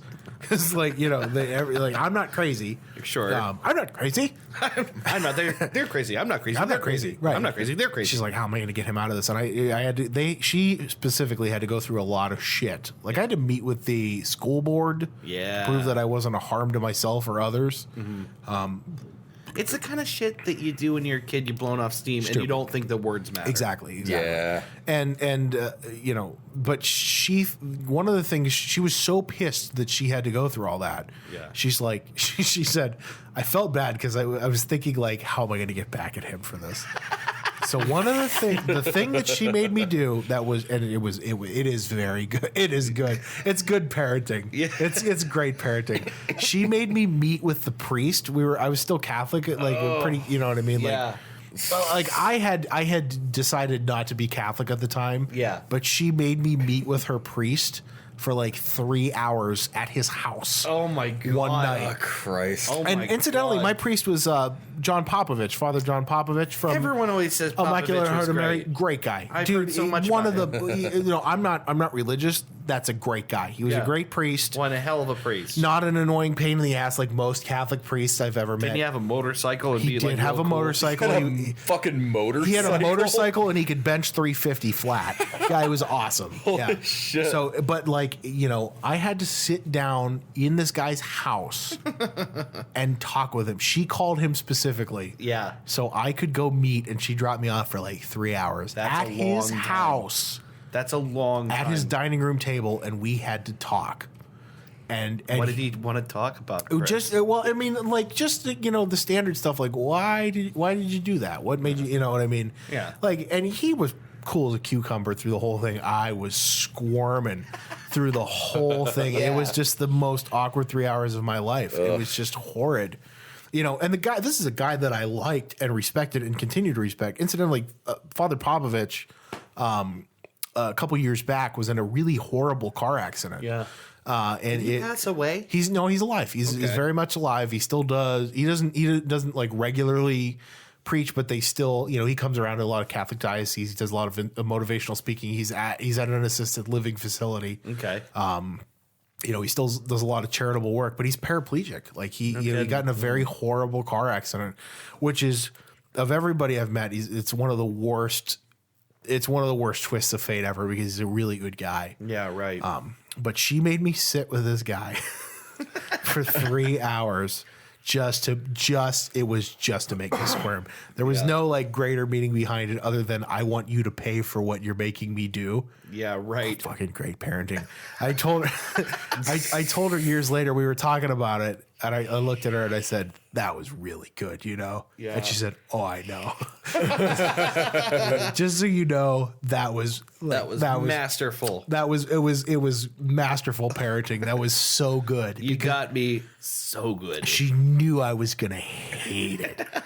And like not hate her for it, but just hate the situation. Because what am I going to do? Am I going to bitch about it? Right. I can't. Right. I have no ammo. I have zero defense here. Yeah. I just remember leaving her. I'm like, that was good. And she said, I know, right? I did that just to piss you off.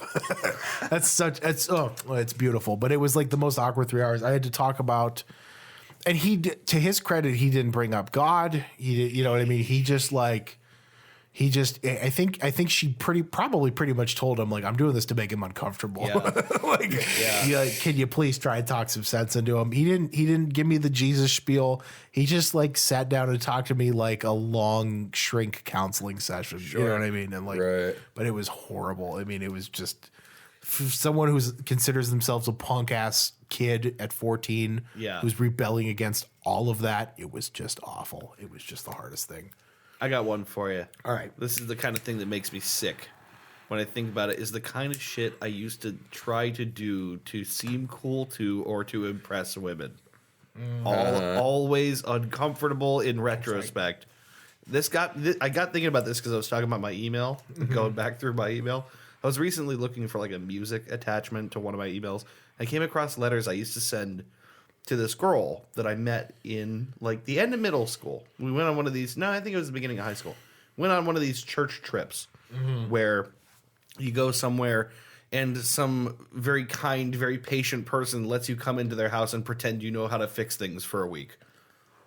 So we went to Crossville, Tennessee, which is a poor and relatively lame area. Yeah. Sure. And people literally let like boatloads of kids come, stay in the local school, sleeping on the floor in sleeping bags, and then all week long go to their homes and pretend to know how to fix stuff around the house. Right. It was like an outreach type thing, and it was mostly kind of lame. But there was this girl that I met that I was fucking crazy about. And I remember we had a lot of fun that week, and we talked a lot, and we had a good time. And I just really, really liked her. And I remember then she at the end of the week, we went our separate ways, all that shit. That's that. I remember reading I recently came across some of the emails that we exchanged where I know I'm cringing thinking about it. Where like I would write little pieces of like fiction or whatever and send them to her like, oh, this is something I wrote. It was like clearly about her. And like, oh yeah, I just thought that, oh yeah. And she'd be like, oh, that's really nice. She was not interested. Yeah. But super nice enough to not tell me that. And the last of these email exchanges, we had pretty well grown up past this point. Yeah. There was really no reason for us to still be emailing other than she was really nice. And I remember her talking about having a boyfriend. Yeah. We were in college at this point. And she was thinking about moving with the boyfriend because he had the possibility of, moving somewhere or whatever. I can't remember. And I remember being like, oh, yeah, you guys should come to Youngstown. Like, dude, she has a boyfriend. What are you fucking doing? Like, why? That long distance thing, man. Oh, gosh. It's so uncomfortable. Like, when you go back and you think about the ways that you tried to be smooth. Yeah. Like, what the fuck did she think I was doing? She knew exactly what I was doing. You guys should totally come to Youngstown for Yeah, like right. no ulterior reason of mine. It's not that I'm still crazy crushing on you. Right. I have great experience with the long distance thing, man. Yeah. Yeah. So I get it. It's not. It doesn't work. It's fueled by the potential world that exists in your head. Right, But that exactly. does not exist. Right. Yeah. The potential world that isn't there that you treat as though it is there. Right. It's ridiculous. I think about that. I think about poems. Like I mean, I'm sure you guys have done the same thing. Stupid poems. Written Yeah. poems for girls and Oh, all that. sure. And Yeah. just think back on it. Like, what was What I are you doing? doing? What are you doing, man? That's not smooth. Yeah, right. That was maybe cool for a hot second. Yeah. Yeah. I'm trying to think about like awkward interactions with women when I was younger. Yeah, I'm trying to think of any that I'd be willing to share even. I'll give you one more specific.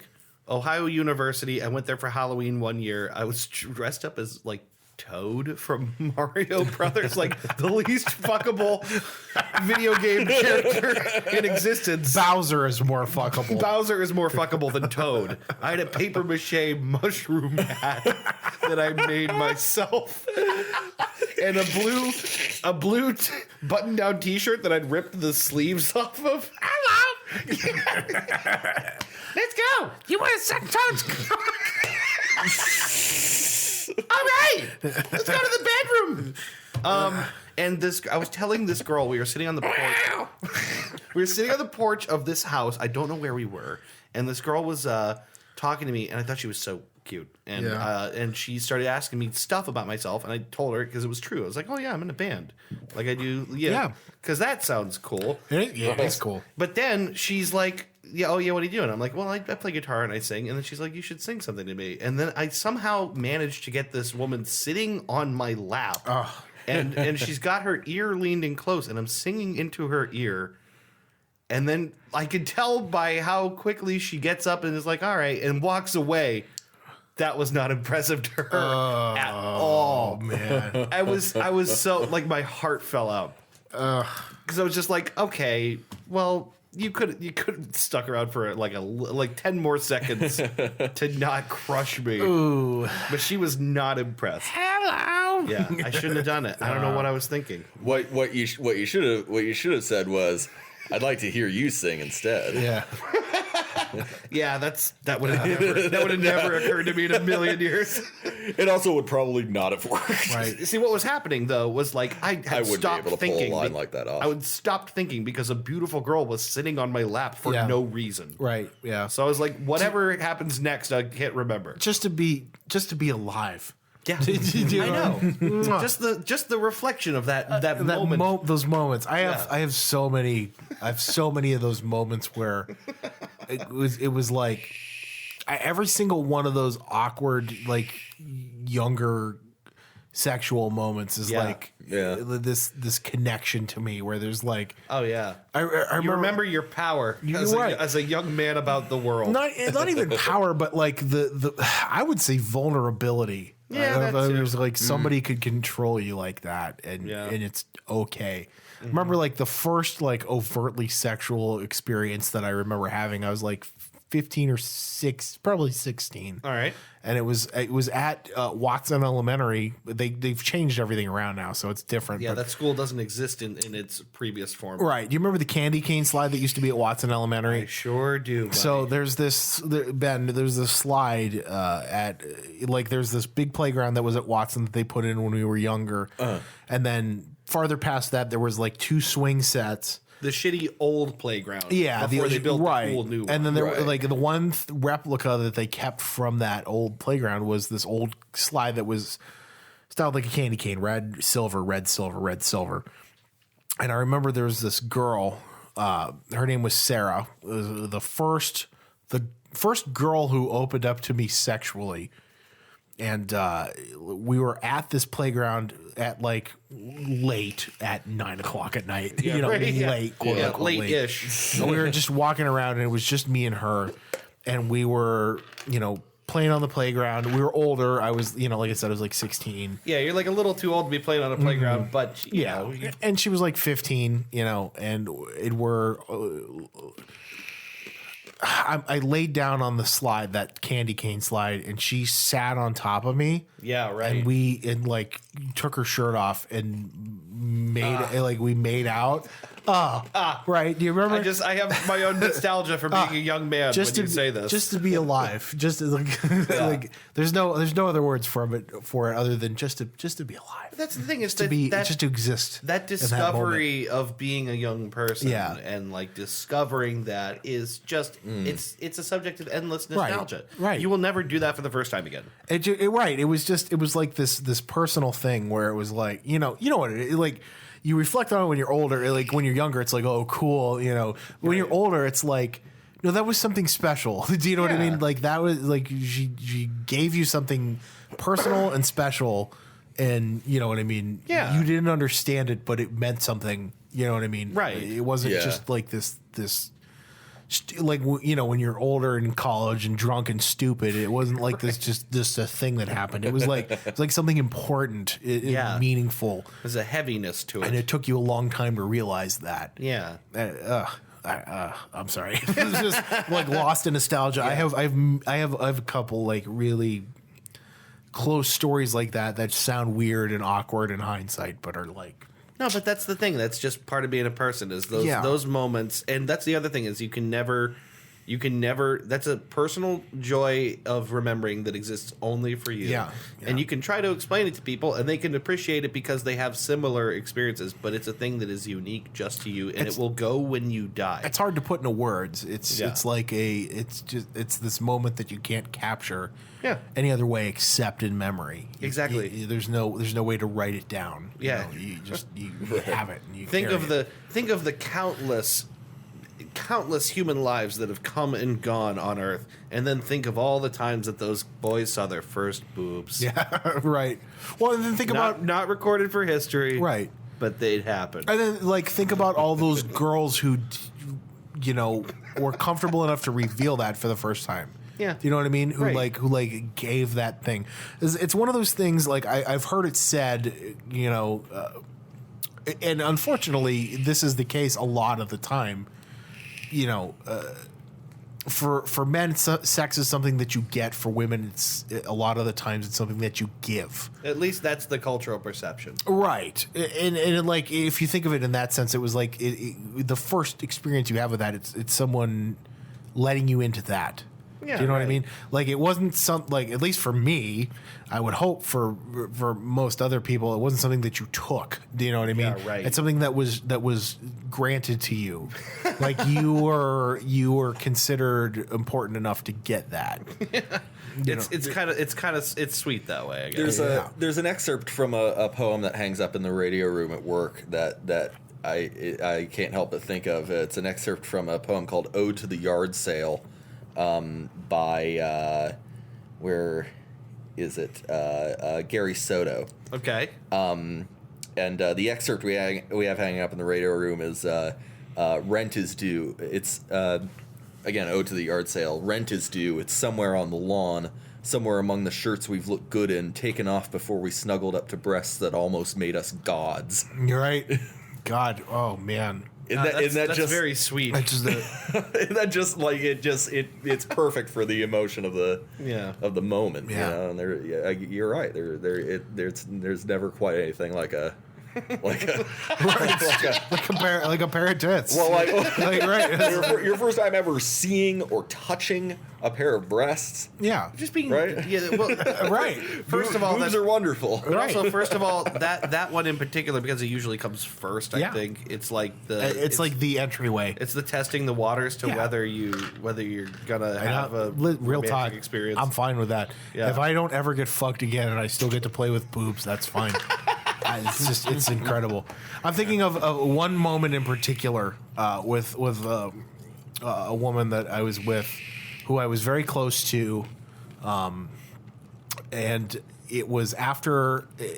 I think I've probably told you guys this before, so without going into any detail, it was with a person that I was close with, and it was after some big thing, and we went to a park.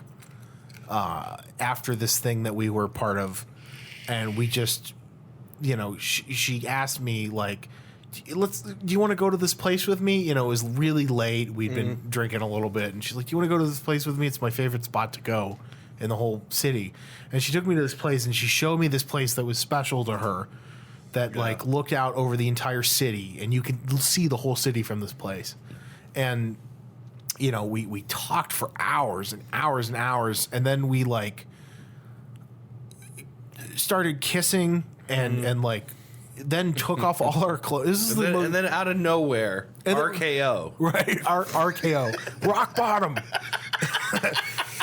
No, and then, like we talked, and then we kissed, and like, and then this is like the most freeing experience I've ever had. This is maybe like the most personal thing that I have.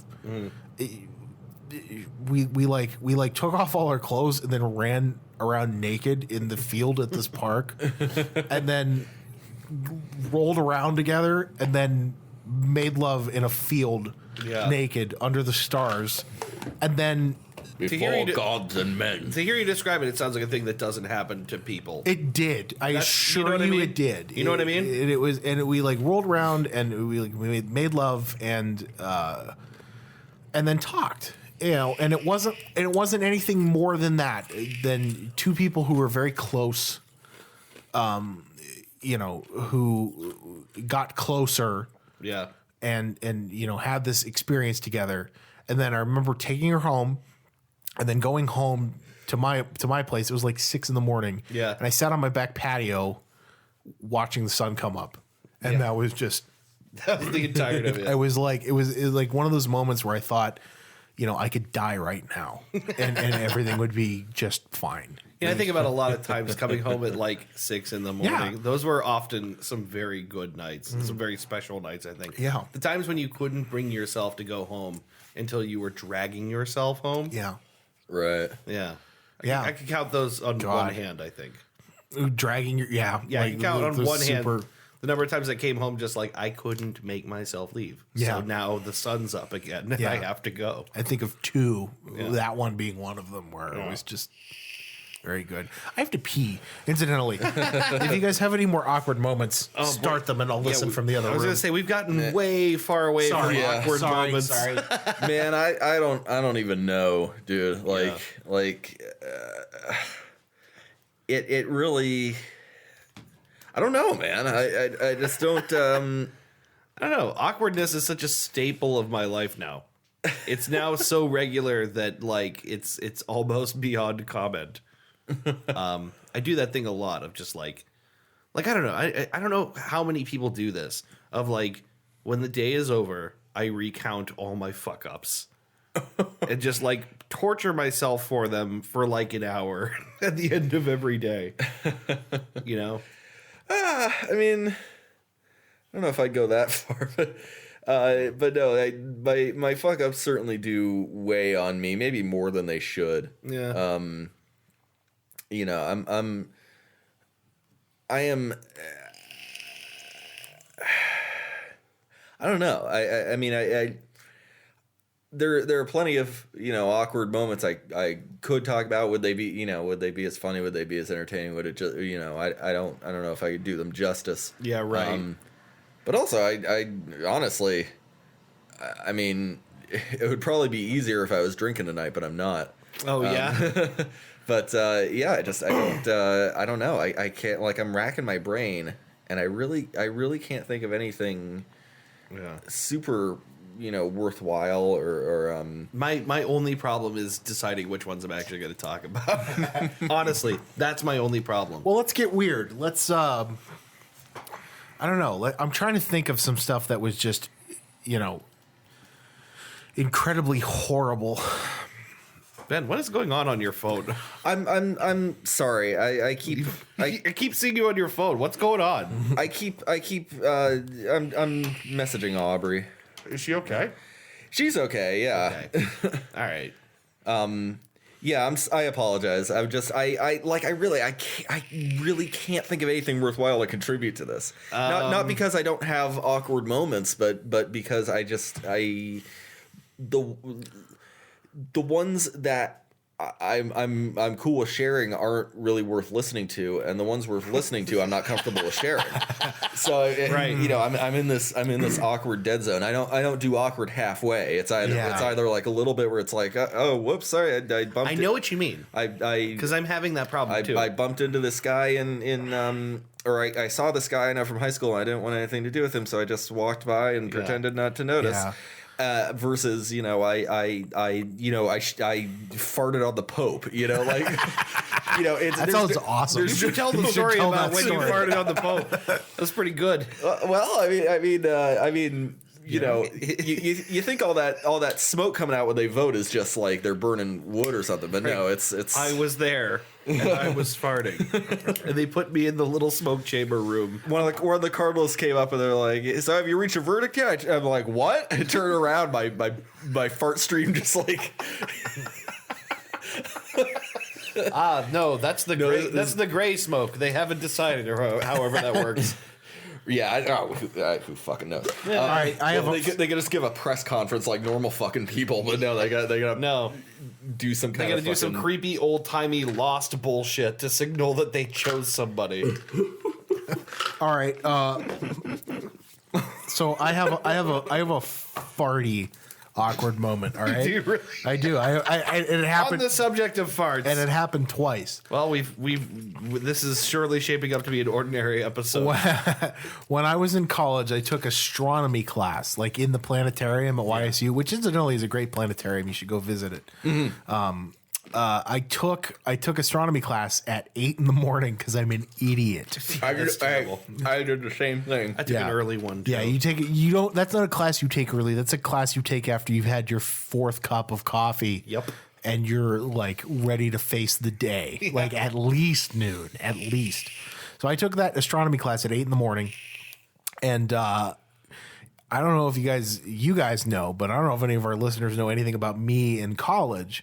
I was a little bit of a drinker. Yeah, I think we've talked on this podcast extensively about skipping classes to go drink. to go drink, right? And we like many like that. You know, like my nights in college, I was a 2-pack-a-day smoker. Yeah. If I was at the bar, I was normally a pack-a-day smoker. If I was at the bar, I was a 2-pack-a-day smoker. Sure, yeah.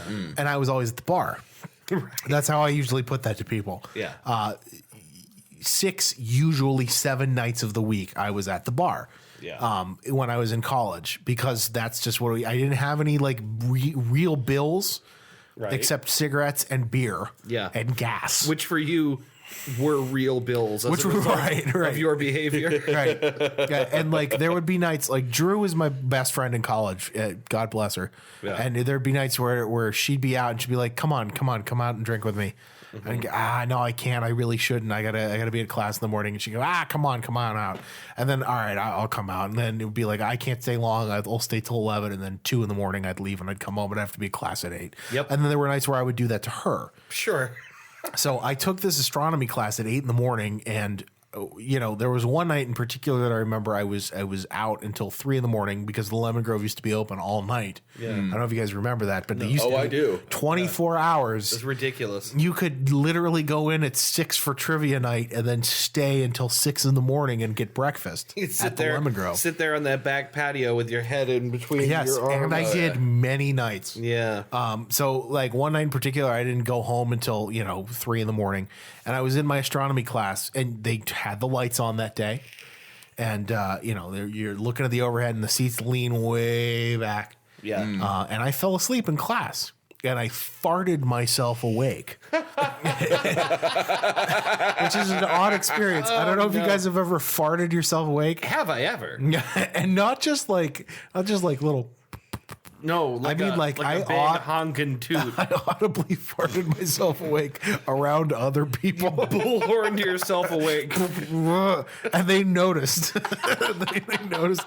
And then I did it again a week later. No. So one time is just, that's weird. That dude farted real loud. But two times is, that's the farting guy. I'm the guy who farted. That's a guy that keeps falling asleep and farting. Twice. It doesn't have to happen 3 times. No. 2 is enough. Two's enough to be the fart You're guy. the fart guy. One's barely. One's like, oh, okay, Yeah, all right, right. weird. I don't want to talk to him anymore. Two's like, get away from me. You're the farting guy. You're that farting guy. like audibly, like foghorn. Like, I see, boy. Oh man, here's an awkward thing. This is a fart related awkward thing. And I know we're probably running low on time here, but at one time, I remember this distinctly. I was on a meeting for work. I was like on a call on my laptop, right?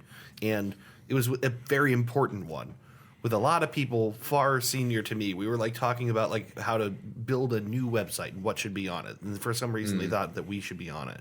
And I was talking to someone, and it's too late now. It's the middle of the call, and I'm realizing I have to shit desperately.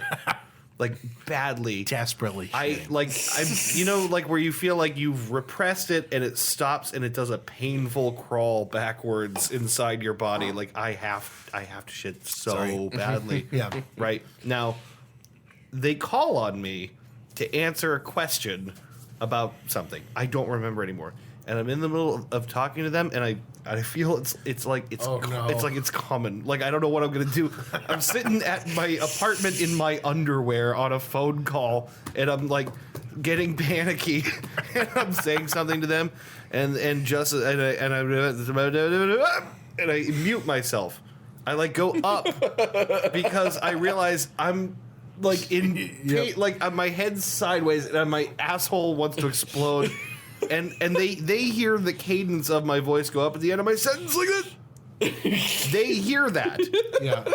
And then I mute myself and then there's a pause, a long pause, seconds long, where I'm like, they know I'm in some distress. They don't know what.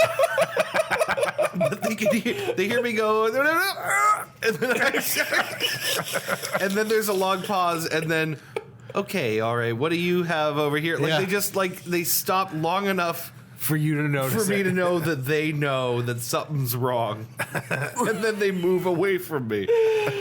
Oh, boy. I'm certain that they knew something. Did you poop yourself? No, I did not. Oh, poop did you myself. really? Okay. I did not poop 'cause myself. Here's the thing, and I'm going to be real. We're talking about awkwardness. Yeah. You're talking to a guy who, on one hand, Yeah. to be fair, but I've shit myself on one hand. You shit on your hand? No. In my adult life, I can count on one hand the times I've shit myself. Right. But I have, in fact, shit myself in my adult life on a couple occasions Yeah. that just snuck up on me. I know for a fact that time it was like beer shits and Yeah. and I was holding them back. I got one. I got a shit myself story. All right. Okay, let's This hear it. happened recently. Okay. This happened very recently, actually. So I was. Very. You were part of it later on, but okay. So I we. don't remember this. Well, you weren't there when it happened, but like you were part of the story in some way. We had to do Krista's wedding, right? Yeah, we, yeah, we had yeah. to work. We had to work at the Krista's wedding. Yeah. Like bartending and doing the dishes and like Serving serving food and people all and that, all that, yeah. all that shit, right? Yeah. So the night before, Trisha and I were going to go see Star Wars for the first time. Yeah. And we went to get a. I don't think she knows this either. So if she listens to this episode, you know. Awesome. Right.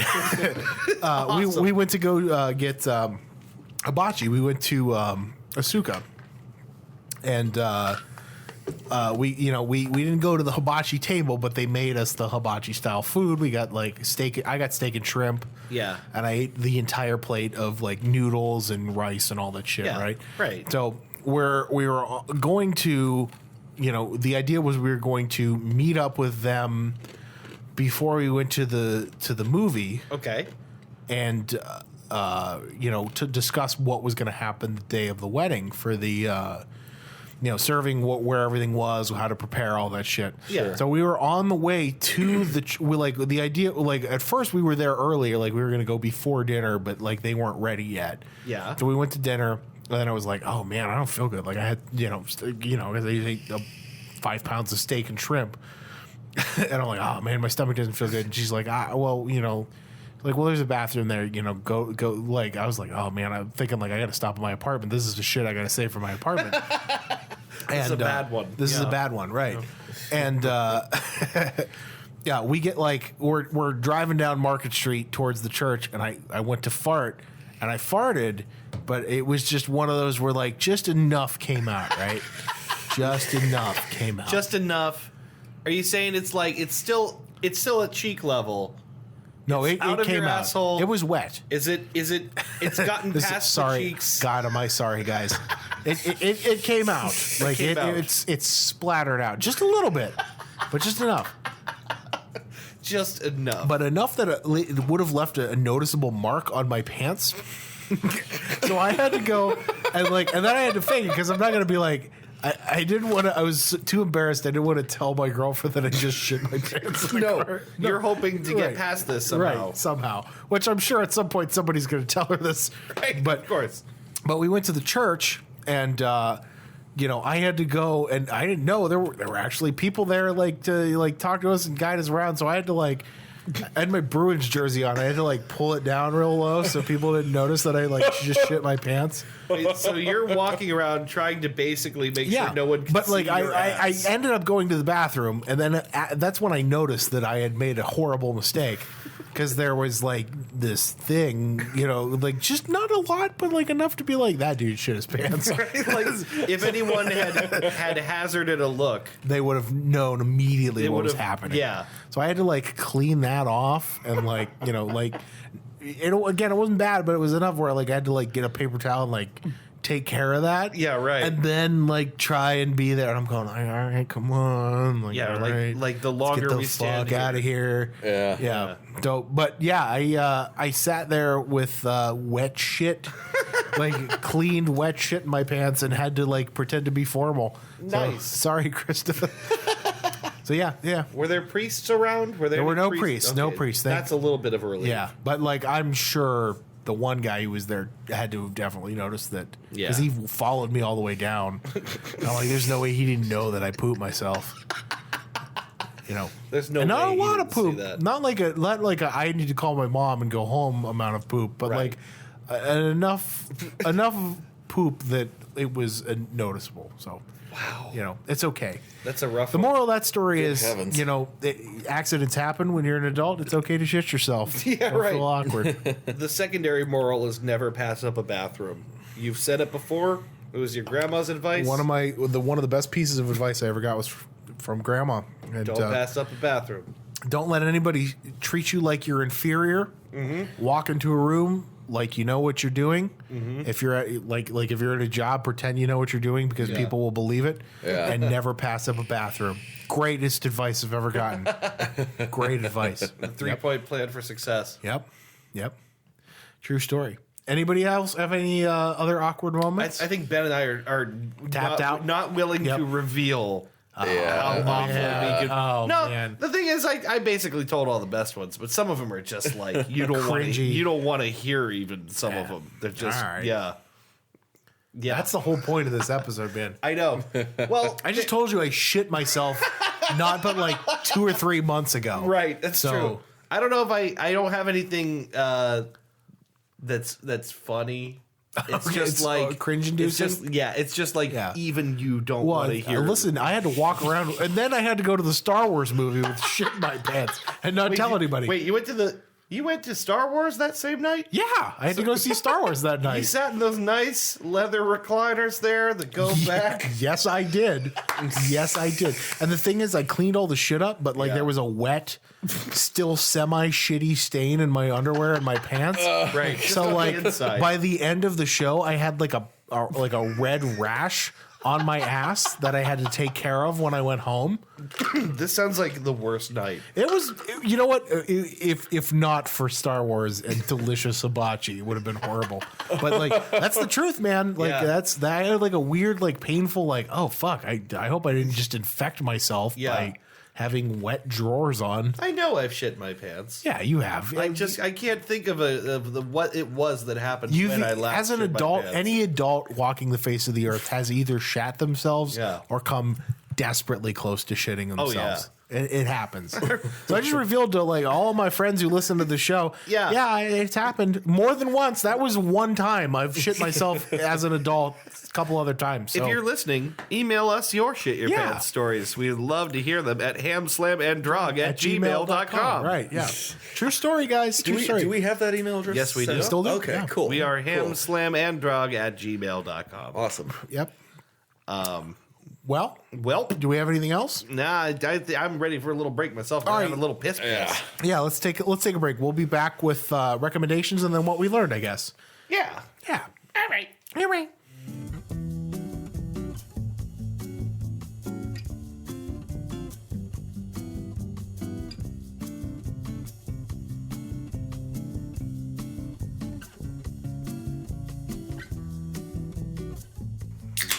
Hey, everybody. Welcome back to the Dudecast. Woo!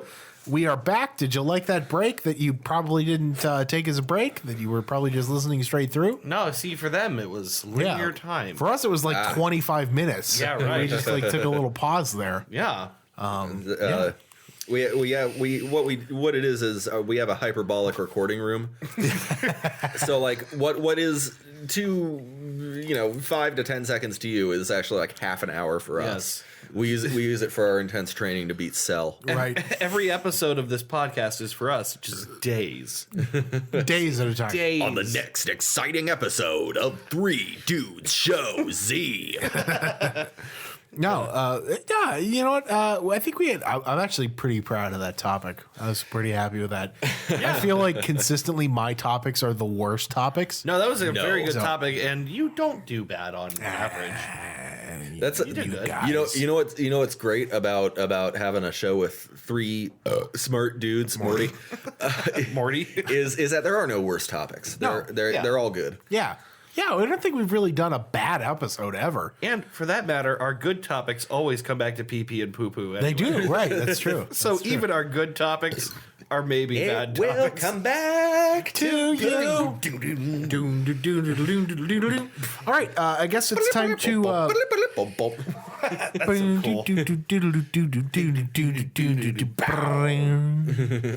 was doing the end, you were doing the beginning. It's all right. All right, so I guess it's time to get into recommendations. Let's do it. So I will start this week, since I know you guys were both trying to come up with what you wanted to I do. prefer you go first. I am not going to give you a choice this week on albums. I'm going to recommend one to you that I've been like going way into. Nice. I'm going to recommend a band that is a band that I would describe as a band that I know that my dad would really like. Yeah. All right. The album I want to recommend to you is I think it was 1970, an album that came out in 1970 by a band called Traffic. Okay. Who is Steve? You guys know the name Steve Winwood? I do. I do know that name. Yeah, so Steve Winwood was the lead singer in the Spencer Davis group. He also played in Blind Faith with Eric Clapton and Ginger Baker. Okay. He also played lead guitar, keyboard, lead vocals in the band Traffic. Steve Winwood, incidentally, you've heard this song. I'm a man, yes I am, and I can't help but love you so. You know that one? You guys ever heard that? I don't know. I know. So that came out in 65 or 66. That was a Spencer Davis group song. Steve Winwood belting out the "I'm a man, yes I am" at the age of 15, the tender age of 15, lead singing for the Spencer Davis group. I'm a man, kind of, but not Sort yet of, really. but not yet really. Sort of. But yeah, Steve Winwood is steeped in high grade musical talent. Traffic is a rock and roll Hall of Fame band. And they played a lot of stuff that you know, but don't know that you know. That's the best way I can explain Traffic. They are a 70s. I would say that they sound like Chicago, but more accurately, Chicago sounds more like Traffic. Oh, really? If that makes sense. Traffic came first. They're like jazzy, jammy, little bit of bluesy. You know what I mean? Keys, horn section. Contemporary kind of rock. Yeah. I'm trying to think of something off the top of my head that you guys would know. So you're saying They have horns in Traffic. They do. Dad. Zing. Dear Mr. Fantasy, play us a tune. I don't know that. Yeah. You don't know that? Dear Mr. Fantasy? So, Nope. Okay. The album I'm going to recommend to you is a 1970 album by Traffic called John Barleycorn Must Die. It's the name of this Traffic Seriously? album. And this is, it's six. Yeah, have you ever met the guy? He's kind of a dickhead. So this album is, it's an easy one to get through. You can add to your Google Play playlist or whatever you list, Spotify, whatever you listen to it on. It's like 6 tracks. Okay. Each track is like 6 to 8 minutes long. So you could get through the album in about 45 minutes. Okay. Like widely, super critically acclaimed at the time. Still really fucking good. An album that sounds like Fish could have done now and fucking rocked out on. Yeah. I'll play you a little bit of an intro from the opening track. It's called Glad. It's like Okay. a little 7-minute instrumental jam session. All right, get ready for them DMCA requests. We're getting pulled down. Woo! I think you guys have heard this before.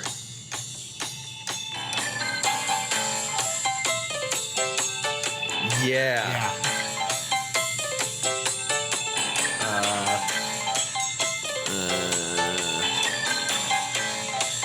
I've definitely heard this. Yeah. I have not. I can't identify where from, but I know for a fact I've heard you know it. That is Traffic in a nutshell. That's a lot. Traffic is a band with a lot of stuff that you know, but you don't know that you know. Why do Yeah. I never know the things that you know I know? Sorry. If I would, okay, Drog. This Yeah. is if you took that album to your dad, I'll bet you your dad would go, "Oh, yeah." Oh, I'm sure you would. Your dad would go, "Oh yeah, Yeah. yeah, that's a good one." Popsy Drugsy knows all things music. Traffic is a very cool band. Traffic is a band that I think is super timeless, and I think this album is a testament to that. It's one that I think works in any era because it's different than what the other stuff was. Like the stuff that was coming out in 1970 was still half Flower Child kind of stuff, starting to get angrier. You know what I mean? Yeah. Traffic was like a happy medium. It's this weird mix of folksy, bluesy, jazzy, Okay. jammy kind of stuff. And every Traffic album is good, but if you want to get a good start, John Barleycorn Must Die is a great start for that. Does he die? There's a song called John Barleycorn on there. I guess you're going to have to listen to that to see what boy. happens. Glad, the one that I played the little clip of Yeah. that you've heard but might not have heard. You're right. That is the title track. Freedom Rider is the song that comes after that. Typically, when you hear those together, you hear those on the radio, they're played together. Okay. Yeah. So the whole album is, like I said, 45 minutes long. It is just a fucking cool, jammy record. I went back through and I listened to it again. It was the first time I've listened to the whole thing since I was younger and like really trying to like dig into music. Right. You know, that age of your life where you really tried to like get into music and Oh, be yeah. open to it. I went through that phase and then I went back. I'm now going back to that and like listening to some of that stuff. Nice. And, it is a fucking cool album, man. It is really good. I dig that. Super timeless. Not that the Rock and Roll Hall of Fame is any like indication for what super great music is, but No, but it's up. It's not a bad. it's a good point. jump off point. Yeah. And Traffic was inducted in 2004, if that gives you any inclination. Right. It took Black Sabbath way up until 2012 to get inducted, and their first album came out in 1969. So you kind of get the idea here. Like it's one of those bands that was tremendously influential, and they did a lot of albums, none of which are bad. But this is a good one to start on because everybody can get into it. And again, I've said this several times on this podcast before. Both of you will like this album for different reasons, coming from different musical backgrounds. So I think you're really both going to enjoy it, and I encourage you both to add it to your playlist. Here, let me do that now. And John Barleycorn Must Die. Yeah. And it would be an album that I wouldn't say listen to in snippets. Listen to it top to bottom. Sure. It doesn't take more than like 45 minutes to get through the whole thing, and it's worth a listen. That's a thing for me that I really like is like I'm an album guy. Me too. I'm an album guy, Yeah. as evidenced by Same. my record collection. So Yeah. Like I'm really not into, like something that you listen to just for the single and then pass on to something else. I really like to listen to the whole thing. Yeah. Most of the record choices that I make are based on how good of an album I think it's going to be. If I haven't, that's it. John Barleycorn must die. Released in 1970. Okay, my phone auto corrected that to John Battlefield. John Barleycorn sunk my battleship. John Barleycorn must die. Nice. It's an album And that its sequel, John Barleycorn dies at the end. Oh fuck, that was good. It's an album that, like, when I was thinking about giving you this recommendation, I was picturing you both going like this, like nodding your heads to it. Yeah. Because that's the whole record. It's super cool. Oh, it's yeah. super bouncy. I think you're both really going to like it. So I dig it. I encourage you to listen to that and then come back to me next week and tell me what you think about it. So I will. All right. Yep. Ben, you have a recommendation for us? I do. On the note of good shit to kind of bob your head to, I also have an album recommendation. Okay. Well, this will be my only recommendation for the week. My fear is that I'm going to run out of recommendations one week. I feel like it will never happen. So I wanted to recommend an album that I know I've shared with you guys before, but I bring it up now because I searched for a while for it on Spotify, and I don't know when it happened, but the last time I searched for it, it was there. It's on Spotify now. Oh, okay. It's an album by a DJ and producer named Vanilla. It's called Origin. Okay. Origin by Vanilla. And it's you'll recognize it by the big retro looking sun, with the horizontal stripes that cut through it, so it looks like it's setting below horizon, Okay.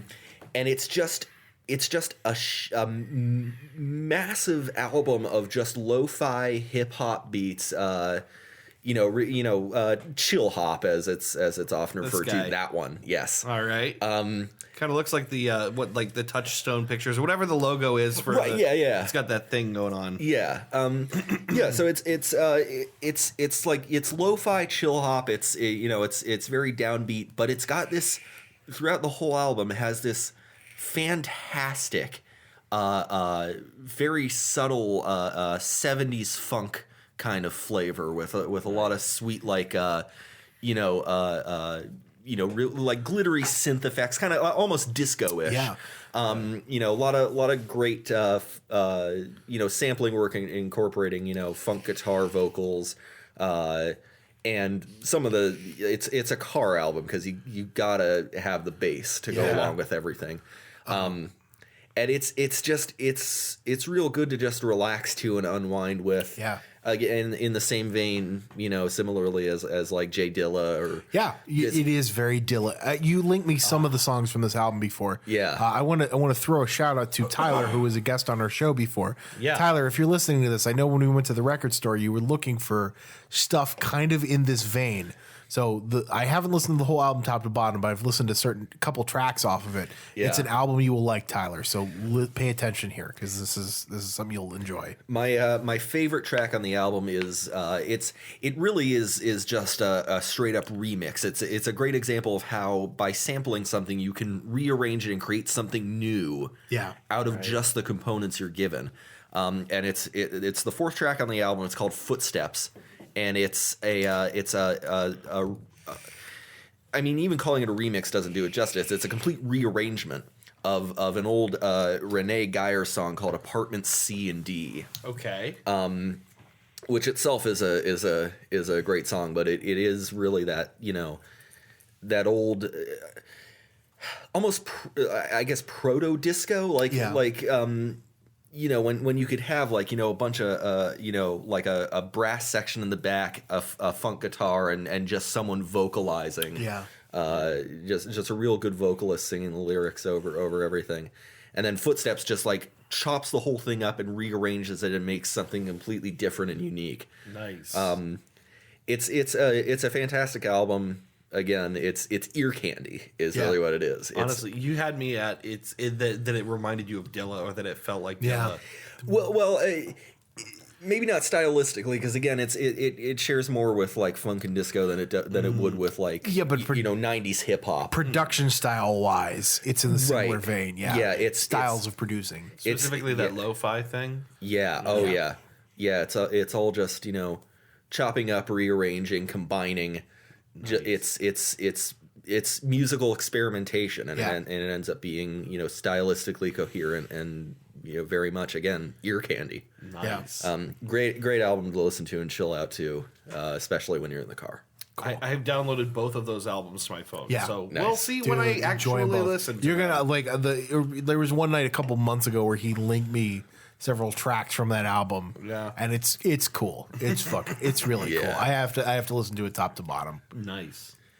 I'll give you a quick one here. This is basically a stolen recommendation, which is to say that Chris, you recommended this to me on Sunday, and as you know, I watched it. It's a documentary, Yeah. and it blew my fucking head open. Which documentary was that? It's on HBO. It's called Tickled. Yeah. Have you ever heard of this, Ben? the dark side of the Tickle Me Elmo craze. Don't tell me you don't remember how fucking crazy It people got- went for it got Tickle weird Me for a Elmo. while. Oh yeah. yeah. My sister had one, and I still don't know how the hell they got one for her. I still don't know. Let me tell you this. I'm not going to take any credit for it because it was recommended to me by Amber Kenny and Joe Wagner on the Right. Long Shot podcast. Yeah. Personally. And it just the way they described it and explained it on that podcast, which is one of my favorite podcasts, made me want to watch it. And Trisha and I sat down and watched it one night, and it is insane. Yeah. What is it? I will tell you the setup as the trailer would give it to you, which is that a journalist in New Zealand who kind of writes what seems like kind of a lifestyle column of like, interviewing odd people and odd things or whatever, comes across this thing online. It's called competitive endurance tickling. It seems to be like a sport of people like who tickle each other competitively. This is the outset, right? Essentially, like softcore fetish, you know what I mean? Gay, homoerotic. I think even when he starts, he doesn't see it this way. Although he does think it seems a little gay. It's a little. Like, Yeah, how right. can you not? Like, if you watch you know what I mean? Right. Like, you get the idea. Like, Sure. real softcore. It's like a bunch of young Niche. dudes tickling each other, and like one of them is bound up. Like it has a bondage kind of feel to it. It's kind of gay. So the thing is, he contacts the company that produces it. The company that produces it responds to him with a very, very nasty, vitriolic, hateful response towards because he's gay, and he gets this homophobic response back from Jane them. O'Brien Media. Jane O'Brien Media. He just simply inquires about it. He gets this back completely like apropos of nothing or whatever. It's like it's just like really, really weird and hostile. And then they start, as he researches more, starts to reach out to people, try to email people, contact people. They get legal notices about how they have to cease and desist. It goes further. The company sends representatives to New Zealand, essentially to threaten him, and it just goes from there. I don't want to say much more. Because you can't. Because really, to say any more about this is to spoil how big this gets. Okay. But basically, what seems to be Is it like major celebrities and world businessmen and politicians involved in this like secret tickling kink I circle? wouldn't go You'll that far, but see. essentially, you're seeing it's big. It's big. It's bigger than like some company that produces a sport like tickling thing. And darker than you're expecting. Darker. You go into this thinking it's one thing, and it ends up being something completely different. Yeah. Jesus be, Christ. be prepared to feel awful for some of the people interviewed, and to contemplate just how scary and dark, I guess, internet communications and maybe harassment and things like that can go. Fuck, man. I don't want to say that much more. I've Yeah. kind of already said a little bit too much, but it's the subject of the trailer. The Sure. trailer gives it all away, so I'm not really Sure. spoiling anything that you wouldn't see in the trailer. But if nothing else, watch the trailer and decide for yourself whether it's something you want to watch. Okay. And then here's the other thing. Once you've watched it, look up something called The Tickle King, which is on YouTube now. I know, right? Right.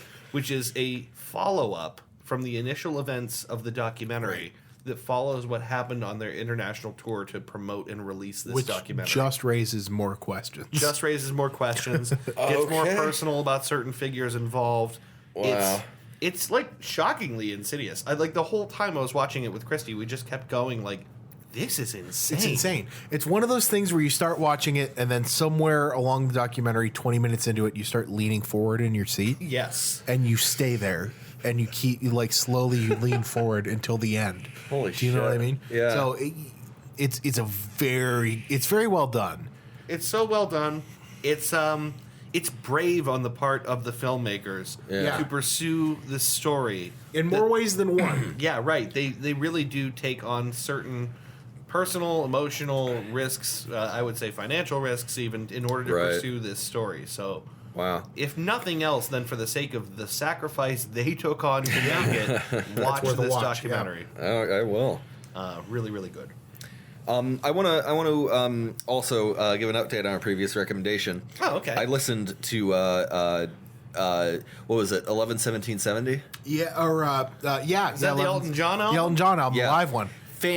Dude, It's fucking killer, right? I love that record. Just from audio, like I like my brain automatically goes to picturing Elton just fucking destroying this keyboard, you know, like just going absolutely nuts on it. Plays Yeah. the hell out of it. He does. There's so much goddamn energy. He makes it sound so big. It's a piano, a bass, and a drum kit. The Yeah. whole Yeah. show. So I heard the best way I can describe that record is that I had heard at my time at Best Buy that a 35 millimeter film reel is capable of producing a 6K image, Okay. which is higher than what TVs now can produce. Right. So, like old films like Citizen Kane Yeah. can theoretically be displayed in 8K because that was shot on 70 millimeter. Yeah, because we're talking the physical resolution Right. of the exposure of a piece of film. Yeah. When I listen to 11-17-70, I understand how lo-fi can translate into hi-fi. Right. Because that album is so crisp. Yeah. It just sounds so good. Yeah. So good. It hits you, man. It's super fucking cool. Take Me to the Pilot is my favorite Elton John song, and that version in particular. Yeah. Where he plays for like this 6-minute wild, heavy Yeah. improv. Like if you listen to the original recording and then you listen to him play that, he's throwing like so many extra notes into that song that he doesn't need to that just make it sound so big. Right. I love that record. I love that record. Yeah. It's so good. Well, Yeah. I'm freezing my nuts off. I don't Yeah, know why I the know, I'm basement getting is chilly. this cold. I'm just gonna say right off the bat, I haven't written down anything. I apologize. That's okay. That's okay. I wrote down Joel Osteen's Pristine Mangosteen. You know what? I was going to write that down and then I forgot how you worded it, so I abandoned it. Covering for the butthole surfers. I wrote, "We know we're fat. We don't need you to remind us." Yeah, sincerely. I wrote Blondie gets them titties out. Yes, she does. I said yes, she does. I'm Yeah. thinking of Debbie Harry. Debbie Harry is not Blondie. Blondie was the band. Debbie Right. Harry was the singer. Well, you know, Sorry. she's kind of Blondie. Next you're gonna tell me that Steely Dan wasn't just one person. Steely Dan. Steely Dan. I wrote. What did I write here? I wrote. Can you switch ball sides? Yeah. You tell us. Please let us know if your balls have ever switched sides. Please. I'm still not convinced. I need more anecdotal So if evidence. you're listening, convince Dave. Please tell me about your balls. Even if you don't know anything about it, I wanna write know- us and convince us. I want to know otherwise. where they've been. I want to know where they're Yep. going. I want to know where your balls are. I wrote sorry Where about your where your balls at? I wrote sorry about your anus. Let's move on. That was in reference to Thank your you. anus. Me shitting myself. That's right. Thank you. Yeah. I wrote Toad is the least fuckable Mario character. Dude, I can't tell you how humiliating that is That's in right. retrospect. Whatever. fuck I'm it. sure I could come up with a less fuckable Mario character. I don't know, man. Petey Piranha. Yeah, you're right. Petey Piranha. That freed my soul from this terrible burden. Thank you. Petey Piranha is definitely less fuckable. Yeah, fuck it. It's definitely less fuckable than Toad. Yeah, about like Lakitu, the dude in the cloud with a little. Oh no, I'd ride him raw. I fucked that clown right off his body. Bury him face down. That fucking. Mash his face into a pillow. Stuff that fishing rod up his Yeah. asshole. Here, have a shell. Here, have another shell. Have another one. They don't call them the Hammer Brothers for nothing.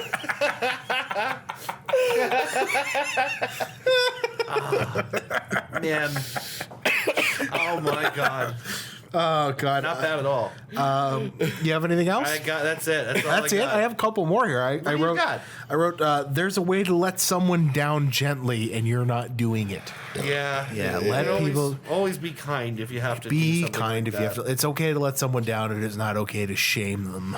Yeah, if they start going like, but why? I'm such a nice guy. Then you can shame them. both barrels. Please, you have Both my barrels. permission to shame them. The last one I wrote is the smoke from the Vatican is just fart stank.